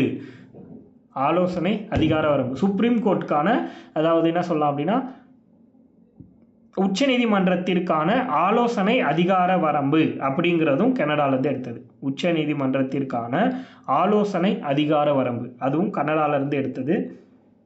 அடுத்தது ஆஸ்திரேலியன் கான்ஸ்டியூஷன்.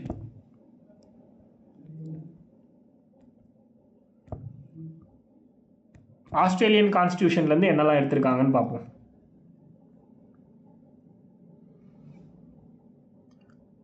ஆஸ்திரேலியன்லேருந்து எடுத்தது கன்கரண்ட் லிஸ்ட்டு. நம்ம பார்த்தோம்ல பட்டியலில், பொதுப்பட்டியல்னு பார்க்குறோம்ல, அந்த பொதுப்பட்டியலில் எங்கேருந்து எடுத்தாங்கன்னா ஆஸ்திரேலியன் கான்ஸ்டியூஷன்லேருந்து எடுத்திருக்காங்க. புரியுதா? பொதுப்பட்டியல் எங்கேருந்து எடுத்தாங்கன்னு கேட்டால் அது ஆஸ்திரேலியன் கான்ஸ்டியூஷன்லேருந்து எடுத்திருக்காங்க.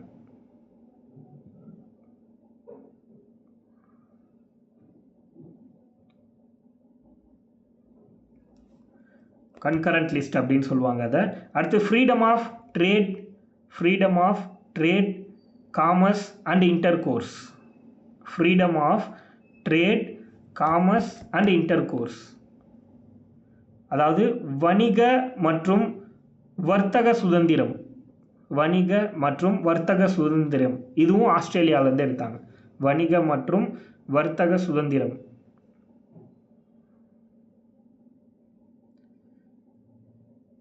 அதுக்கடுத்து joint sitting of the 2 houses of parliament. Joint sitting of the 2 houses of parliament. Joint sitting அதாவது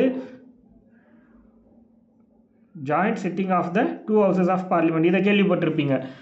இப்போ வந்து லோக்சபாவில் ஒரு பில்லை கொண்டு வராங்க, அதை வந்து ராஜ்யசபாவால் ஏற்றுக்க முடியல, இல்லை ராஜ்யசபா ஒரு பில்லை கொண்டு வந்து லோக்சபாவால் ஏற்றுக்க முடியல அப்படிங்கிற பட்சத்தில் அது வந்து கூட்டம் கூட்டுவாங்க. அதுதான் வந்து என்ன ஜாயிண்ட் சிட்டிங் அப்படின்னு சொல்லுவோம். அந்த சிஸ்டத்தை கொண்டு வந்தது எங்கே இருந்துன்னா ஆஸ்திரேலியாவிலேருந்து தான். அப்போது கூட்டம் 2 அவைகளின் பாராளுமன்றத்தின் 2 அவைகளின் கூட்டம் அப்படிங்கிற கான்செப்ட் எங்கேருந்து எடுத்தாங்கன்னா ஆஸ்திரேலியன் கவர்மெண்ட்லேருந்து எடுத்தாங்கிறது தெரியணும். Joint sitting of the 2 houses of parliament. புரியுதா? 108ங்கிற ஆர்டிக்கல் படி இது இருக்கும். அதெல்லாம் நம்ம ஆர்டிக்கல்லாம் உள்ளே போயிட்டு பார்க்கலாம். அடுத்தது வெய்மர் கான்ஸ்டியூஷனாக ஜெர்மனியை நம்ம வந்து வெய்மர்னு சொல்லுவோம். ஜெர்மனி வெய்மர்னு போட்டுக்கோங்க. ஜெர்மனி வெய்மர் அரசாங்கம். அந்த கான்ஸ்டியூஷன்லேருந்து என்னெல்லாம் எடுத்திருக்காங்கன்னா emergency provisions relating to emergency provisions relating to suspension of fundamental rights. இந்த பாயிண்ட் ரொம்ப முக்கியம். எமர்ஜென்சி ப்ரொவிஷன்ஸை எடுக்கல, emergency provisions relating to suspension of fundamental rights அந்த கான்செப்டை தான் வெய்மர்லேருந்து எடுத்திருக்காங்க. அதாவது எப்போ அப்படின்னா ஏதாவது ஒரு அவசர நிலை காலங்களில் அடிப்படை உரிமைகள் நிறுத்தி வைக்கக்கூடிய முறை. புரியுதா? அவசர நிலை காலங்களில் அடிப்படை உரிமைகளை நிறுத்தி வைக்கக்கூடிய ஒரு முறை இருக்கு இல்லையா, அதுதான் வெய்மர்லேருந்து எடுத்திருக்காங்க. Emergency provisions relating to suspension of fundamental rights. இப்போ எக்ஸாம்பிளுக்கு வந்து ஆர்டிகல் 19ங்கிறது இந்தியாவில் ஒரு எமர்ஜென்சி அனௌன்ஸ் பண்ணாங்கன்னா உடனே சஸ்பெண்ட் ஆகிடும்னு சொல்லுவாங்க, நிறுத்திடுவாங்க. அப்போ மற்ற ஆர்டிக்கல் எல்லாம் வந்து பார்த்திங்கன்னா ஒரு குறிப்பிட்ட காலகட்டத்தில் நிறுத்துவாங்க. ஆனால் சில ஆர்டிகல்ஸை மட்டும் நிறுத்தி வைக்க முடியாது, 20, 21 அந்த இதெல்லாம் சொல்லுவாங்க. ஸோ அந்த மாதிரிலாம் இருக்கும். அப்போ அதை பற்றி பேசுகிறது அதெல்லாம் எங்கேருந்து எடுத்தாங்கன்னா ஜெர்மனி அரசாங்கத்துடைய அரசியலமைப்புலேருந்து எடுத்தாங்க அப்படிங்கிறத நமக்கு கொடுத்துருக்காங்க. ஓகேவா?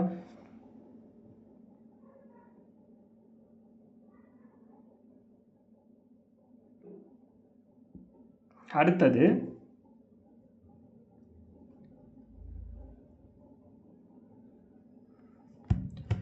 சோவியத் கான்ஸ்டியூஷன்லேருந்து என்ன எடுத்தாங்கன்னு பார்க்கலாம். சோவியத்னா ரஷ்யான்னு சொல்லலாம் அல்லது யுஎஸ்எஸ்ஆர். சோவியத் அல்லது யுஎஸ்எஸ்ஆர்.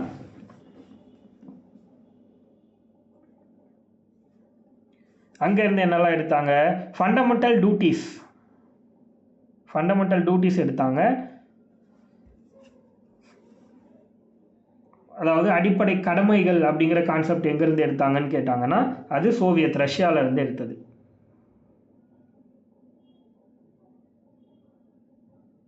அடுத்தது ஐடியல். இந்த நீதியின் லட்சியம் அப்படின்னு சொல்லிட்டு நமக்கு வந்து ப்ரீஆம்பிளில் ஒன்று கொடுத்துருப்பாங்க, பார்த்துருக்கீங்களா? அதாவது லைக் என்னென்னா சமூக பொருளாதார அடுத்து வந்து அரசியல் ரீதியாக அப்படின்ற மாதிரி இப்போ இதில் வந்து கொடுத்துருப்பாங்க உங்களுக்கு ப்ரீஆம்பிளில். அந்த கான்செப்ட் ஐடியல் ஆஃப் ஜஸ்டிஸ் அந்த 3 வார்த்தை அது எங்கேருந்து எடுத்தாங்கன்னா சோவியத்தில். அது சொல்கிற நோட் பண்ணிக்கோங்க. நீதியின் லட்சியங்கள் எங்கேருந்து எடுத்தாங்க அப்படிங்கிறது ப்ராக்கெட்டில் போட்டு எழுதிக்கோங்க. நீதியின் லட்சியங்கள் அல்லது ஐடியல் ஆஃப் ஜஸ்டிஸ் அப்படின்னு போட்டு ப்ராக்கெட்டில் சோஷியல் அதாவது சமூக பொருளாதார சோஷியல் எக்கானமிக் அண்ட் பொலிட்டிக்கல் பிராக்கெட்டை ஓப்பன் பண்ணி சோஷியல் எக்கானமிக்கல் அண்ட் பொலிட்டிக்கல் சமூக பொருளாதார மற்றும் அரசியல் அப்படின்னு போட்டு பிராக்கெட்டை க்ளோஸ் பண்ணிக்கோங்க. இந்த 3 வார்த்தையும் ப்ரீஆம்பிளில் இன் த ப்ரீஆம்பிள் அப்படின்னு கம்ப்ளீட் பண்ணிக்கோங்க. அந்த லைனை in the preamble fundamental duties and ideal of justice in the preamble. அந்த ஐடியல் தான் என்னென்ன அப்படின்னா சோஷியல் எக்கானமிக் அண்ட் பொலிட்டிக்கல். இந்த 3 வார்த்தையும் ப்ரீஆம்பிளில் கொண்டு வந்தது சோவியத் ரஷ்யன் கான்ஸ்டியூஷன் மூலமாக தான் அப்படின்னு சொல்கிறாங்க. அடுத்தது ஃப்ரெஞ்ச் கான்ஸ்டியூஷன். ஃப்ரெஞ்ச் கான்ஸ்டியூஷன்லேருந்து என்னென்ன எடுத்தாங்கன்னு பார்க்கலாம்.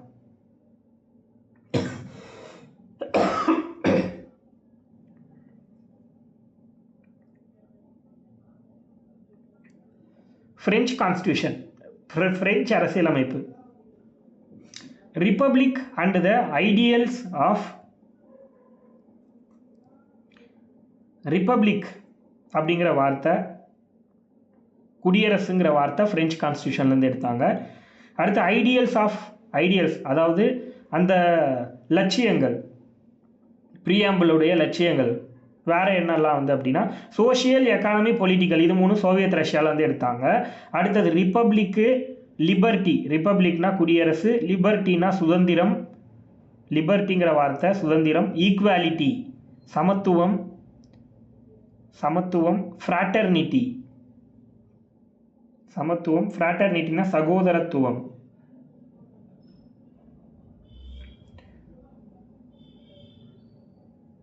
புரியுதா? ரிப்பப்ளிக், லிபர்ட்டி, ஈக்குவாலிட்டி, ஃப்ராட்டர்னிட்டி, இந்த 4 வார்த்தையும் ஃப்ரெஞ்சிலேருந்து எடுத்தாங்க. குடியரசு, சுதந்திரம், சமத்துவம், சகோதரத்துவம், இந்த 4 வார்த்தை எங்கேருந்து எடுத்தாங்கன்னா ஃப்ரெஞ்சிலேருந்து. அடுத்தது சவுத் ஆஃப்ரிக்கன் கான்ஸ்டியூஷன், தென் அமெரிக்க அரசியலமைப்புலேருந்து என்ன எடுத்தாங்க? சவுத் ஆஃப்ரிக்கன் கான்ஸ்டியூஷன்லேருந்து தென் அமெரிக்க அரசியலமைப்பு.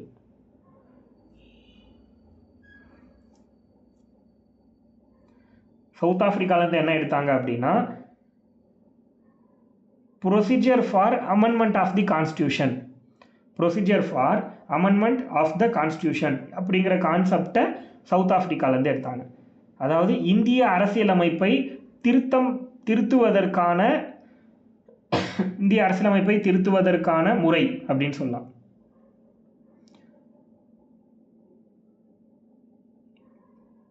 புரியுதா? இந்திய அரசியலமைப்பை திருத்துவதற்கான முறை, அதை வந்து எங்கேருந்து எடுத்தாங்கன்னா சவுத் ஆஃப்ரிக்காவிலேருந்து எடுத்தாங்க.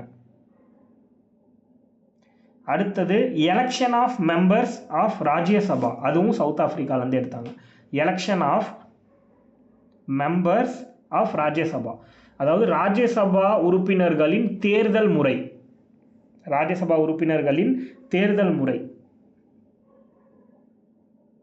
புரியுதா? அதுவும் சவுத் ஆஃப்ரிக்காவிலேருந்து எடுத்தாங்க.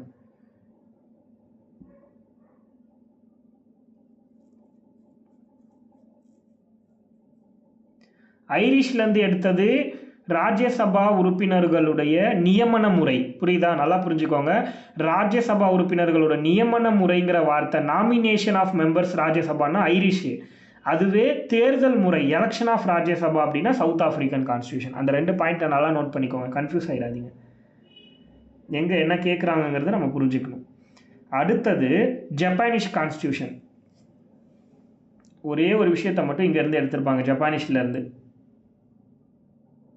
ப்ரொசீஜர் எஸ்டாப்ளிஷ்டு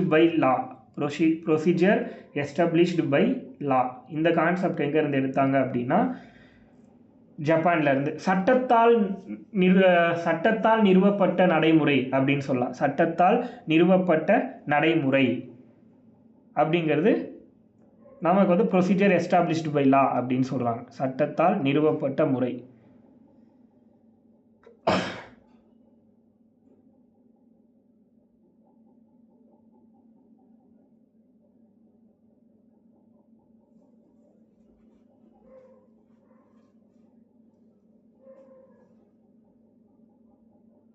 ஓகேவா? அதுக்கு அடுத்தது இப்போ வந்து இதோட நமக்கு வந்து சோர்சஸ் முடியுது. இதுதான் சோர்சஸ். புரியுதா? இங்கே தான் நம்ம வந்து இவ்வளோ நேரம் வந்து இந்த எதை பற்றி பார்த்துக்கிட்டு இருக்கோம் அப்படின்னா இந்த சாலியன்ட் ஃபீச்சர்ஸில் 2வது பாயிண்ட்டே இப்போ தான் நம்ம முடிச்சிருக்கோம். ட்ரான் ஃப்ரம் வேரியஸ் சோர்சஸ்ங்கிற கான்செப்டே நம்ம இப்போ தான் முடிச்சிருக்கோம். புரியுதா? கிட்டத்தட்ட 1935 ஆக்ட்லேருந்து மட்டும் 250க்கும் மேற்பட்ட ப்ரொவிஷன்ஸை வந்து ஆட் பண்ணியிருக்கிறதா சொல்கிறாங்க. ஓகேவா?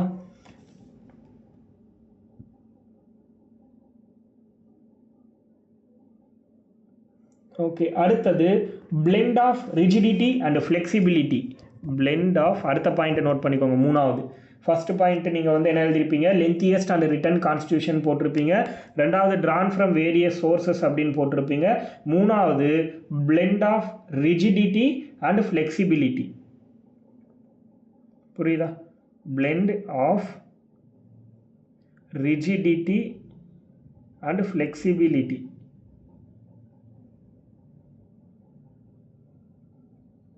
that means என்னன்னா நெகிழ்வுத்தன்மை மற்றும் அற்ற தன்மை, நெகிழ்வுத்தன்மை மற்றும் நெகிழாத்தன்மைன்னு சொல்லலாம். நெகிழ்வுத்தன்மை மற்றும் நெகிழாத்தன்மையின் கலவை, நெகிழ்வுத்தன்மை மற்றும் நெகிழாத்தன்மையின் கலவை அப்படின்னு சொல்லலாம்.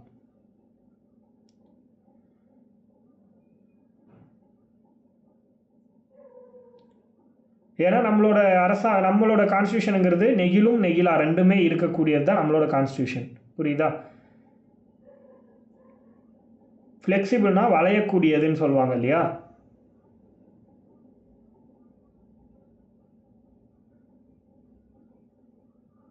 ஸ்ட்ராங்காக நின்றுச்சுன்னா அது வந்து ரிஜிட் அப்படின்னு சொல்லலாம்.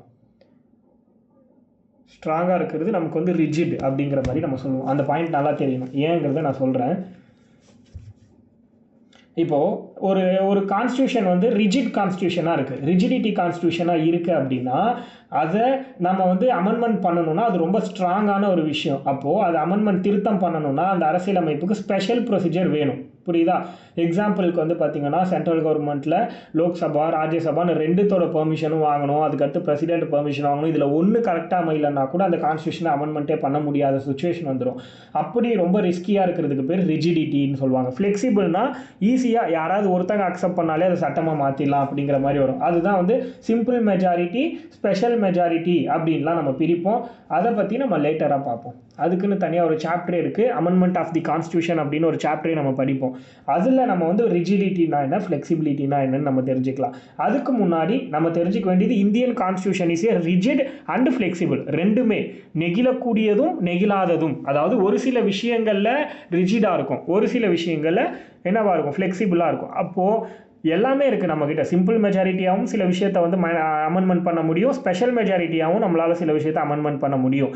ப்ளஸ் ஸ்டேட் கவர்மெண்ட்டோட ஹெல்ப்லையும் நம்மளால் வந்து அமெண்ட்மெண்ட் பண்ண முடியும். இந்த மாதிரி 3 விஷயத்துலையும் பண்ணிக்கலாம். அதனால நம்மளோட கவர்மெண்ட் அப்படிங்கிறது, நம்மளுடைய அரசியலமைப்புங்கிறது ரிஜிட் அண்ட் ஃப்ளெக்சிபிள் அப்படிங்கிறது நோட் பண்ணிக்கணும். புரியுதா? ரிஜிட்க்கு எக்ஸாம்பிள் யாரை சொல்லலாம் அப்படின்னா அமெரிக்காவை சொல்லலாம். அமெரிக்கன் கான்ஸ்டியூஷனை ரிஜிட்க்கு சொல்லலாம், அதாவது ஸ்ட்ராங்காக இருக்கக்கூடிய அரசியலமைப்பு. அதில் இருக்கிற எதை திருத்தம் பண்ணணுன்னாலும் கண்டிப்பாக வந்து அது பெரிய ப்ராசஸ். அதே மாதிரி ஃப்ளெக்சிபிளுக்கு எக்ஸாம்பிள் சொல்லணும்னா பிரிட்டிஷ் கான்ஸ்டியூஷன் சொல்லலாம். ஓகேவா? அடுத்தது federal system with unitary bias. அடுத்த பாயிண்ட் வந்து federal system with unitary bias.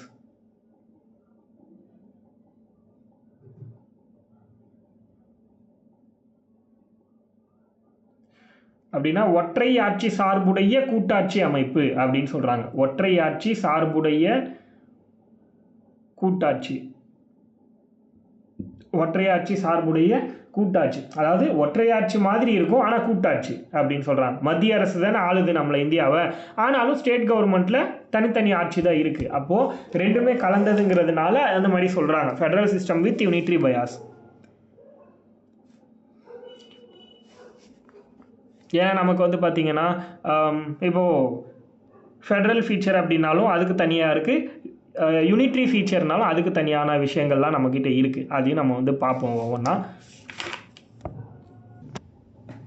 Federal feature with unitary பயாஸ்ன்னு நம்ம பார்த்தோம். அதாவது கூட்டாட்சியும் இருக்குது, ஒற்றையாட்சி போல் இருக்கக்கூடிய கூட்டாட்சி முறை அப்படின்ற மாதிரி சொல்கிறாங்க. ஸோ ஃபஸ்ட்டு நம்ம வந்து நம்ம நாட்டில் என்னெல்லாம் கூட்டாட்சி இருக்குதுன்னு பார்க்கலாம், என்ன விஷயம்லாம் ஒற்றையாட்சியில் இருக்குதுன்னு பார்க்கலாம். So first features of federation போட்டுக்கோங்க. கூட்டாட்சியுடைய பண்புகள்,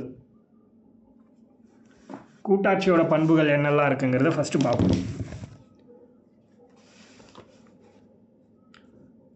2 கவர்மெண்ட்ஸ். ஃபஸ்ட்டு ஃபெடரலில் கூட்டாட்சியை பொறுத்த வரைக்கும் 2 கவர்மெண்ட், கரெக்டு தானே? சென்ட்ரல் கவர்மெண்ட், ஸ்டேட் கவர்மெண்ட்டுன்னு 2 கவர்மெண்ட் இருக்குது. அப்போது இரட்டை ஆட்சி அப்படின்னு சொல்லலாம். 2 கவர்மெண்ட், 2 அரசாங்கம் அப்படின்னு சொல்லலாம். ஆட்சின்னு சொல்ல முடியாது, இரட்டை அரசாங்க முறை. அடுத்து டிவிஷன் ஆஃப் பவர்ஸ். ரெண்டாவது டிவிஷன் ஆஃப் பவர்ஸ். அதுவும் கூட்டாட்சி சம்மந்தப்பட்டது இல்லையா? ஏன்னா சென்ட்ரல் கவர்மெண்ட்டுக்கு தனியாகவும் ஸ்டேட் கவர்மெண்ட்டுக்கு தனியாகவும் பவர்ஸை நம்ம பிரித்து வச்சுருக்கோம். அதிகாரங்கள்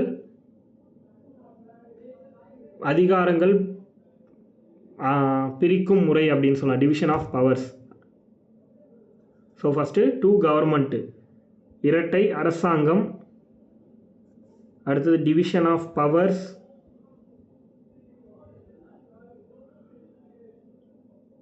அதிகார பகிர்வுன்னு சொல்லலாம், அதிகார பகிர்வு. மூணாவது ரிட்டன் கான்ஸ்டிடியூஷன், எழுதப்பட்ட அரசமைப்பு, அதுவும் கூட்டாட்சி தொடர்பானது தான். எழுதப்பட்ட அரசமைப்பு, ஏன்னா ஸ்டேட் கவர்மெண்ட்டுக்கும் தனியாக எழுதியிருக்கு அரசியலமைப்பில், சென்ட்ரல் கவர்மெண்ட்டுக்கான ஆர்டிக்கலும் தனியாக எழுதியிருக்கு. அப்படின்னும் போது ஸோ இதுவுமே கூட்டாட்சி சம்மந்தப்பட்டது தான். அப்போது எழுதப்பட்ட அரசமைப்பு, ரிட்டன் கான்ஸ்டியூஷன் அப்படிங்கிற பாயிண்ட் இது கேட்பாங்க. இது கண்டிப்பாக தெரியணும், எதெல்லாம் ஃபெடரலுக்கு கீழே வருது, எதெல்லாம் யூனிட்ரிக்கு கீழே வருதுங்கிறது ரொம்ப முக்கியமாக தெரியணும். புரியுதா?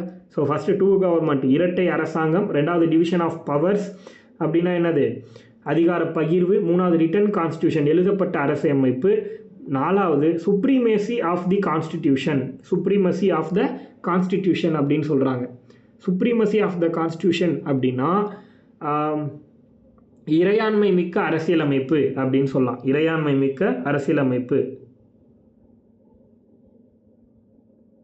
இல்லை ஒரே நிமிஷம் இருங்க. ஆஃப் தி கான்ஸ்டிடியூஷன், சுப்ரீமசினா மேலாண்மை, மேலாதிக்கம், அரசியலமைப்பின் மேலாதிக்கம்னு போட்டுக்கோங்க தமிழில். சுப்ரீமசி ஆஃப் த கான்ஸ்டியூஷன்னா அரசியலமைப்பின் மேலாதிக்கம் அப்படின்னு சொல்லலாம். அது ஒரு பாயிண்ட். ஏன்னா சென்ட்ரல் கவர்மெண்ட்டோ ஸ்டேட் கவர்மெண்ட்டோ அங்கே முக்கியத்துவம் கிடையாது, அரசியலமைப்பு தான் அங்கே முக்கியத்துவம். அடுத்தது ரிஜிடிட்டி ஆஃப் த கான்ஸ்டியூஷன். புரியுதா? ஃபெடரலில் என்ன வருது? ரிஜிட் ஃபெடரலா இல்லை ஃப்ளெக்சிபிள் ஃபெடரலாங்கிறது தெரியணும். அதுதான் கன்ஃபியூஸ் பண்ணுவாங்க எல்லா எக்ஸாம்லேயும். 4 ஆப்ஷனில் ரிஜிட் ஃபெடரல் ரெண்டுத்தையும் வச்சுருப்பாங்க. நீங்கள் எதை சூஸ் பண்ணுமோ அதை கரெக்டாக சூஸ் பண்ணணும். ஃபெடரலுக்கு என்ன வரணும்னா ரிஜிட் தான் வரணும். ஃபெடரல் அப்படின்னும் போது நம்ம வந்து கூட்டாட்சியில் சூஸ் பண்ண வேண்டியது ரிஜிட் தான். ரிஜிடிட்டி ஆஃப் த கான்ஸ்டியூஷன் அதாவது நெகிழ்வுத்தன்மை உடைய அரசியலமைப்பு அப்படின்னு சொல்லலாம். நெகிழ்வுத்தன்மை உடைய அரசியலமைப்பு.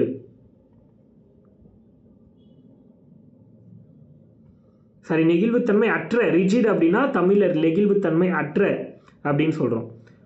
ஃப்ளெக்சிபிள்னா தான் நெகிழ்வுத்தன்மை, நெகிழ்வானது, எப்படின்னா வளைச்சிக்கலாம். ரிஜிட் அப்படின்னா வளைக்க முடியாது, நெகிழ்வுத்தன்மை அற்றது அப்படின்னு சொல்லணும் ரிஜிடிட்டி அப்படின்னா. அடுத்து இண்டிபெண்டன்ட் ஜுடிஷியரி, சுதந்திரமான நீதித்துறை. சுதந்திரமான நீதித்துறை, சுதந்திரமான நீதித்துறை. பைகேமரலிசம் அடுத்தது. பைகேமரலிசம் இரு அவை முறைன்னு சொல்கிறோம்ல, நம்ம முன்னே பார்த்தோம் இதை. இரு அவை, ஈரவை, லோக்சபா ராஜ்யசபா, மேலவை கீழவை அப்படிலாம் இருக்குல்ல, அதுதான் ஈரவை முறை, அதுதான் பைகேமரலிசம். இந்த பாயிண்ட் எல்லாம் ஃபெடரல் கீழே வரணும், கூட்டாட்சி முறைக்கு கீழே வரணும். தெளிவாக நோட் பண்ணிக்கோங்க. கூட்டாட்சிக்கு கீழே வர்றது இந்த பாயிண்ட்டு தான். இதை இன்னும் எலாபரேட்டாக நம்ம பார்ப்போம். எப்போ பார்ப்போம்னா கூட்டாட்சினே ஒரு டாபிக் இருக்குது நமக்கு, federal system of Indian government அப்படின்னு தனியாக இருக்குது. அந்த டாபிக் கீழே நம்ம அதெல்லாம் பார்ப்போம். அடுத்தது யூனிட்ரி. யூனிட்ரி கீழே பார்க்கலாம்.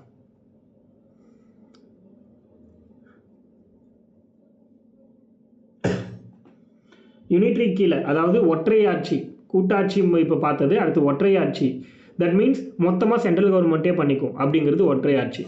ஸ்ட்ராங் சென்டர், யூனிட்ரி ஃபீச்சரில் ஃபஸ்ட்டு வந்து ஸ்ட்ராங் சென்டர். இதை வந்து நான் ஃபெடரல்னு சொல்லலாம் நம்ம. ஸ்ட்ராங் சென்ட்ரல்னால் திடமான மத்திய அரசு, திடமான மத்திய அரசு அப்படின்னு சொல்லுவாங்க. ஸ்ட்ராங் சென்டர், திடமான மத்திய அரசு. சிங்கிள் கான்ஸ்டிடியூஷன், ஒற்றை அரசியலமைப்பு, ஒரே ஒரு அரசியலமைப்பு தான் இருக்குது. அப்படிங்கிறது என்னது? நமக்கு ஸ்டேட்டுக்குன்னு தனியாக இல்லைல்ல, ஆனால் அமெரிக்காவுக்குலாம் ஸ்டேட்டுக்குன்னு தனியாக ஒரு அரசியலமைப்பு இருக்குது. இது நாட்டுக்கு, அமெரிக்கா நாட்டுக்கு ஒரு அரசியலமைப்பு, ஒவ்வொரு ஸ்டேட்டுக்கும் ஒரு அரசியலமைப்புன்னு அமெரிக்காவில் இருக்குது. ஆனால் இந்தியாவை பொறுத்த வரைக்கும் ஒரே அரசியலமைப்பு. அது வந்து அப்போது ஒற்றை அரசியலமைப்பு கீழே வரும் அப்படின்னு சொல்கிறாங்க. இந்தியன் கான்ஸ்டியூஷனுங்கிறது சிங்கிள் கான்ஸ்டியூஷன் சொல்ல வராங்க. Strong centre, single constitution. அடுத்து சிங்கிள் சிட்டிசன்ஷிப், இந்தியர்களுக்கு ஒரே குடியுரிமை தானே இருக்குது. தமிழ்நாட்டுக்குன்னு குடியுரிமை கிடையாதுல்ல, ஒன்லி இந்திய குடியுரிமை மட்டும்தான். அப்போது அதை தான் சொல்ல வராங்க. அதுவும் வந்து யூனிட்ரி கீழே வரும். Strong centre, single citizenship, single constitution, இது 3 வருது. அதுக்கடுத்து ஃப்ளெக்சிபிலிட்டி ஆஃப் கான்ஸ்டியூஷன், அது ரொம்ப முக்கியம். நெகிழ்வுத்தன்மையுடைய அரசியலமைப்பு, நெகிழ்வுத்தன்மையுடைய அரசியலமைப்பு, இதுவும் இது கீழே தான் வரும். Flexibility of the constitution. அடுத்தது ஒருங்கிணைந்த நீதித்துறை, இன்டகிரேட்டட் ஜுடிஷியரி அப்படின்னு சொல்லுவாங்க. இன்டகிரேட்டட் ஜுடிஷியரி, ஒருங்கிணைந்த நீதித்துறை, அதுதான் இன்டகிரேட்டட் ஜுடிஷியரி அப்படின்னு சொல்கிறோம். ஒருங்கிணைந்த நீதித்துறை. அடுத்து appointment of state governor by the centre. Appointment of state governor by the centre. மத்திய அரசால் மாநில ஆளுநர் நியமனம். மத்திய அரசால் மாநில ஆளுநர் நியமனம். புரியுதா ஏன் இதை யூனிட்ரியில் கொடுக்குறாங்கன்னு? ஸ்டேட் கவர்மெண்ட்டுக்கு ஆளுநரை அப்பாயின்ட் பண்ணுறாங்க. அப்போ அது ஸ்டேட் கவர்மெண்ட் தானே பண்ணணும். அதை சென்ட்ரல் கவர்மெண்ட் பண்ணால் அப்போ அது என்ன கீழே வரும்? யூனிட்ரி கீழே தானே வரும். அந்த மாதிரி சொல்ல வராங்க. Appointment of state governor by the centre. மாநில ஆளுநர் மத்திய அரசால் நியமனம் செய்யும் முறை அப்படின்னு சொல்லலாம். அடுத்து all India services. All India services அப்படின்னா என்னது? இந்த போட்டித் தேர்வு முறை, அனைத்திந்திய பணிகள் அப்படின்னு சொல்லலாம். அனைத்திந்திய பணிகள் தமிழில் சொன்னோன்னா அனைத்திந்திய பணிகள். அதுக்கடுத்து எமர்ஜென்சி ப்ரொவிஷன்ஸ்,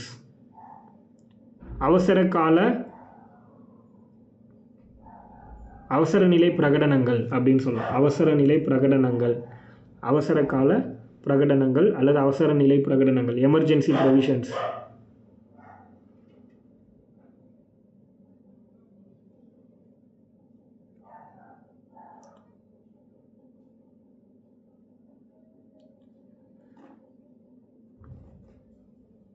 அதே மாதிரி குவாசி ஃபெட்ரல் அப்படின்னு சொன்னது யார்? ஸோ நம்மக்கிட்ட இப்போ என்ன இருக்குது? ஃபெடரலும் இருக்குது, யூனிட்ரியும் இருக்குது. ரெண்டுமே இருக்கிறதுனால நம்ம என்ன சொல்கிறோம்? குவாசி ஃபெடரல், அரைகுறையான ஒரு கூட்டாட்சி இருக்கக்கூடிய ஒரு நாடு அப்படின்னு சொல்கிறது கேசி வியர். அதே மாதிரி இன்னொருத்தர் சொல்கிறாரு பார்கெனிங் ஃபெடரலிசம் அப்படின்னு சொல்கிறார். இந்திய அரசியலமைப்பை என்ன மாதிரியான கூட்டமைப்பு அப்படின்னா பார்கெனிங் அப்படின்னு சொல்கிறார். பார்கெனிங் கூட்டாட்சி, பார்கெனிங் ஃபெடரலிசம். பேரம் பேசும் கூட்டாட்சி முறை, இந்திய கூட்டாட்சி முறைங்கிறது பேரம் பேசும் கூட்டாட்சி முறைன்னு சொன்னது யாருன்னு கேட்பாங்க. Bargaining federalism. மோரிஸ் ஜோன்ஸ் இவர் தான் என்ன சொல்லியிருப்பார் அப்படின்னா இந்திய கூட்டமைப்பு, இந்திய கூட்டாட்சி முறைங்கிறது அரைகுறை கூட்டாட்சி முறைன்னு சொன்னது கேசி வியர்.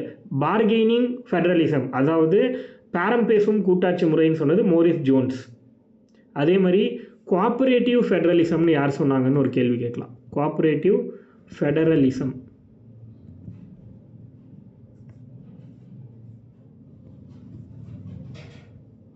கோஆப்ரேட்டிவ் ஃபெடரலிசம், அதாவது கூட்டுறவு கூட்டாட்சி அப்படின்னு சொன்னது யார்? கோஆப்ரேட்டிவ் ஃபெடரலிசம், கூட்டுறவு கூட்டாட்சி அப்படின்னு சொன்னது கிரன்வில் ஆஸ்டின்.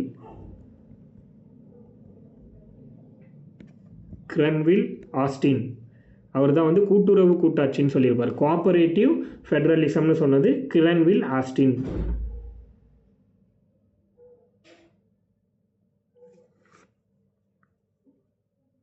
அடுத்தது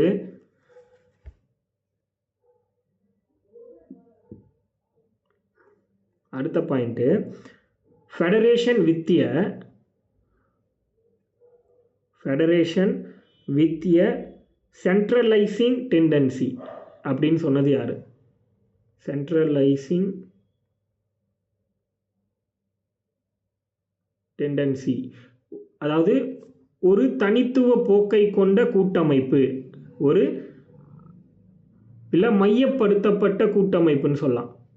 இந்திய அரசியலமைப்புங்கிறது இந்திய கூட்டாட்சி முறை என்பது மையப்படுத்தும் போக்கு கொண்ட கூட்டமைப்பு அப்படின்னு சொன்னது. மையப்படுத்தும் போக்கு கொண்ட கூட்டமைப்பு. Federation with a centralising tendency அப்படின்னு சொன்னது ஐவர் ஜென்னிங்ஸ்.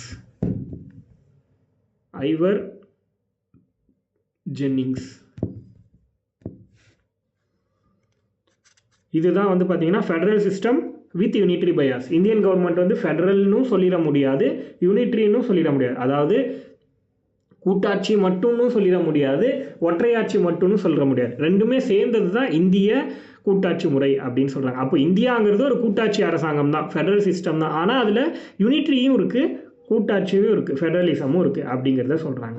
அடுத்தது பார்லிமெண்ட்ரி ஃபார்ம் ஆஃப் கவர்மெண்ட். அடுத்த point parliamentary form of government. இந்த கான்செப்ட் எங்கேருந்து எடுத்தாங்க கமெண்ட் பண்ணுங்கள் பார்ப்போம். பார்லிமெண்ட்ரி ஃபார்ம் ஆஃப் கவர்மெண்ட்டுங்கிறது எங்கேருந்து எடுத்தாங்க, எந்த நாட்டுடைய அரசியலமைப்புலேருந்து எடுத்தாங்க? இப்போ தானே எழுதணும். பிரிட்டிஷ், இங்கிலாந்து.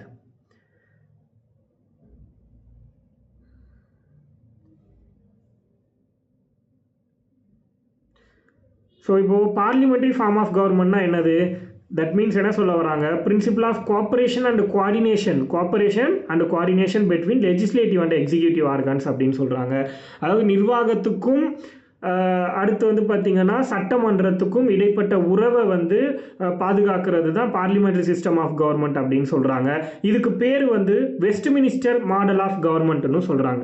ஏன்னா இங்கிலாந்தில் இதுக்கு பேர் வந்து வெஸ்ட்மினிஸ்டர் அரசாங்கம் அப்படின்னு சொல்லுவாங்க. அதனால நம்ம இதுக்கு பார்லிமெண்ட்ரி ஃபார்ம் ஆஃப் கவர்மெண்ட் மட்டும் இல்லாமல் வெஸ்ட்மினிஸ்டர் மாடல் ஆஃப் கவர்மெண்ட் அப்படின்னும் இதுக்கு ஒரு பேர் இருக்குது, நோட் பண்ணிக்கோங்க. Westminster model of government, Westminster model of government அப்படின்னு ஒரு பேர் இருக்குது இதுக்கு. வெஸ்ட்மினிஸ்டர் மாடல் ஆஃப் கவர்மெண்ட் அப்படின்னு ஒரு பேர். ரெஸ்பான்சிபிள் கவர்மெண்ட்னு ஒரு பேர் இருக்குது. ரெஸ்பான்சிபிள் கவர்மெண்ட் அதாவது பொறுப்பு மிக்க அரசாங்கம் அப்படின்னா responsible government. Westminster model of government அதாவது வெஸ்ட்மினிஸ்டர் அரசாங்க முறை, ரெஸ்பான்சிபிள் கவர்மெண்ட் பொறுப்புமிக்க அரசாங்கம், கேபினட் கவர்மெண்ட், கேபினட் கவர்மெண்ட் அதாவது கேபினட் அரசாங்க முறை. இது எல்லாமே பார்லிமெண்ட்ரி ஃபார்ம் ஆஃப் கவர்மெண்ட்டுடைய வேறு பெயர்கள். புரியுதா? பார்லிமெண்ட்ரி சிஸ்டம் அப்படிங்கிறது ஸ்டேட்ஸ்க்கு, அதாவது ஒரு பார்லிமெண்ட்டுக்கு மட்டுமா அப்படின்னா, அதாவது மத்திய அரசுக்கு மட்டும்தான் பார்லிமெண்ட்ரி சிஸ்டமானு கேட்டால் அப்படி கிடையாது, மாநிலத்திலையும் பார்லிமெண்ட்ரி சிஸ்டம் தான் அப்படின்னு சொல்கிறாங்க. ஏன்னா பார்லிமெண்ட்ரி அப்படின்னு வரும்போது நம்ம ஊரில் பாராளுமன்றம்னு சென்ட்ரல் கவர்மெண்ட்டை தான் சொல்லுவோம். அதனால எல்லாரும் நினச்சிப்பாங்க பார்லிமெண்ட்ரி சிஸ்டம் ஆஃப் கவர்மெண்ட்டுங்கிறது சென்ட்ரல் கவர்மெண்ட்டுக்கு மட்டும்தான் அப்படின்னு. அப்படி கிடையாது, அது ஸ்டேட் கவர்மெண்ட்டுக்கும் தான் அப்படின்னு சொல்ல வராங்க. சரி, இதுக்கு கீழே என்னெல்லாம் ஃபீச்சர்ஸ் இருக்குன்னு பார்க்கலாம். பார்லிமெண்ட்ரி ஃபார்ம் ஆஃப் கவர்மெண்ட்டுன்னு சொல்கிறோம், ஏன் அப்படி சொல்கிறோம் அப்படிங்கிறத நம்ம பார்ப்போம். அதுக்கு என்னெல்லாம் பாயிண்ட்ஸை வந்து வைக்கிறாங்க அப்படிங்கிறத நம்ம பார்ப்போம்.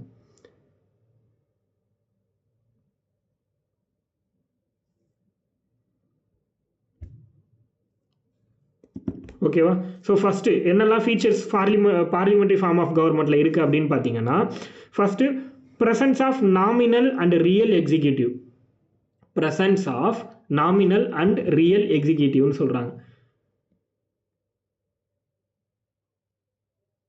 Presence of nominal and real executives.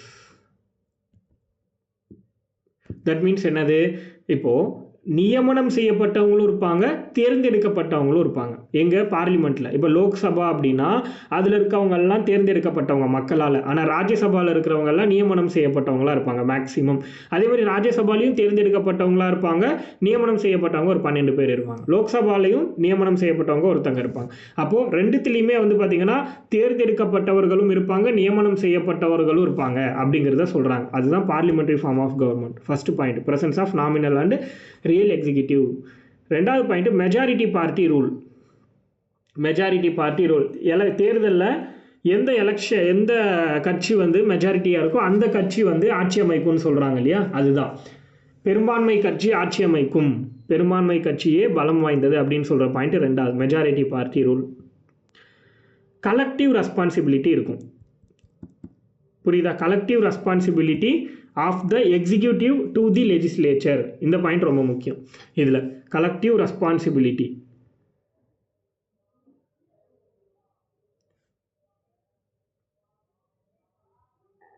collective responsibility of the executive to the legislature. அதாவது சட்டமன்றத்திற்கு நிர்வாகத்தின் கூட்டு பொறுப்பு. சட்டமன்றத்துக்கு நிர்வாகத்தின் கூட்டு பொறுப்பு. அந்த பாயிண்ட்டும் இது கீழே வந்துடும். Parliamentary form of government. சட்டமன்றத்துக்கு நிர்வாகத்தின் கூட்டு பொறுப்பு.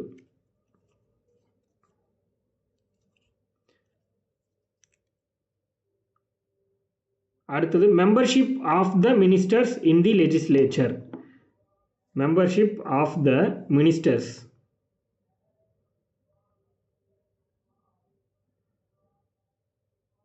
Membership of the ministers in the legislature.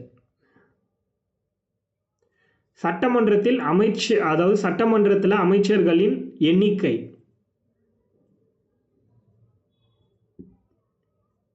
அமைச்சர்களின் எண்ணிக்கை சட்டமன்றத்தில் எண்ணிக்கை. அதே மாதிரி leadership of the prime minister or the chief minister, அவங்களும் இதுக்கு கீழே தான் வருவாங்க. Not only prime minister, chief மினிஸ்டரும் பார்லிமெண்ட்ரி ஃபார்ம் ஆஃப் கவர்மெண்ட்டுக்கு கீழே முக்கியத்துவம் வாய்ந்த நபர் தான். புரியுதா? அதாவது leadership of the prime minister or the chief minister.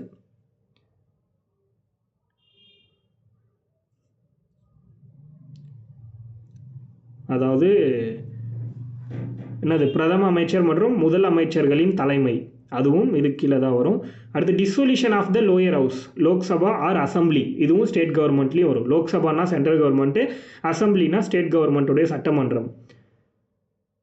Dissolution of the lower house அப்படின்னு சொல்லாத, அதாவது கீழவையின் கலைக்கும் அதிகாரம்னு சொல்லலாம்.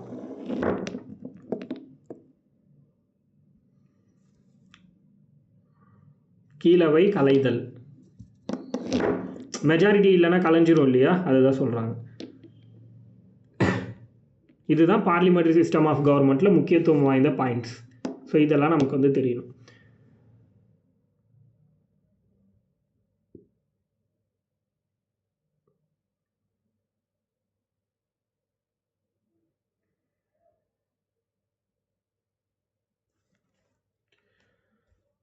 அடுத்தது ஓகே, தேங்க்யூ.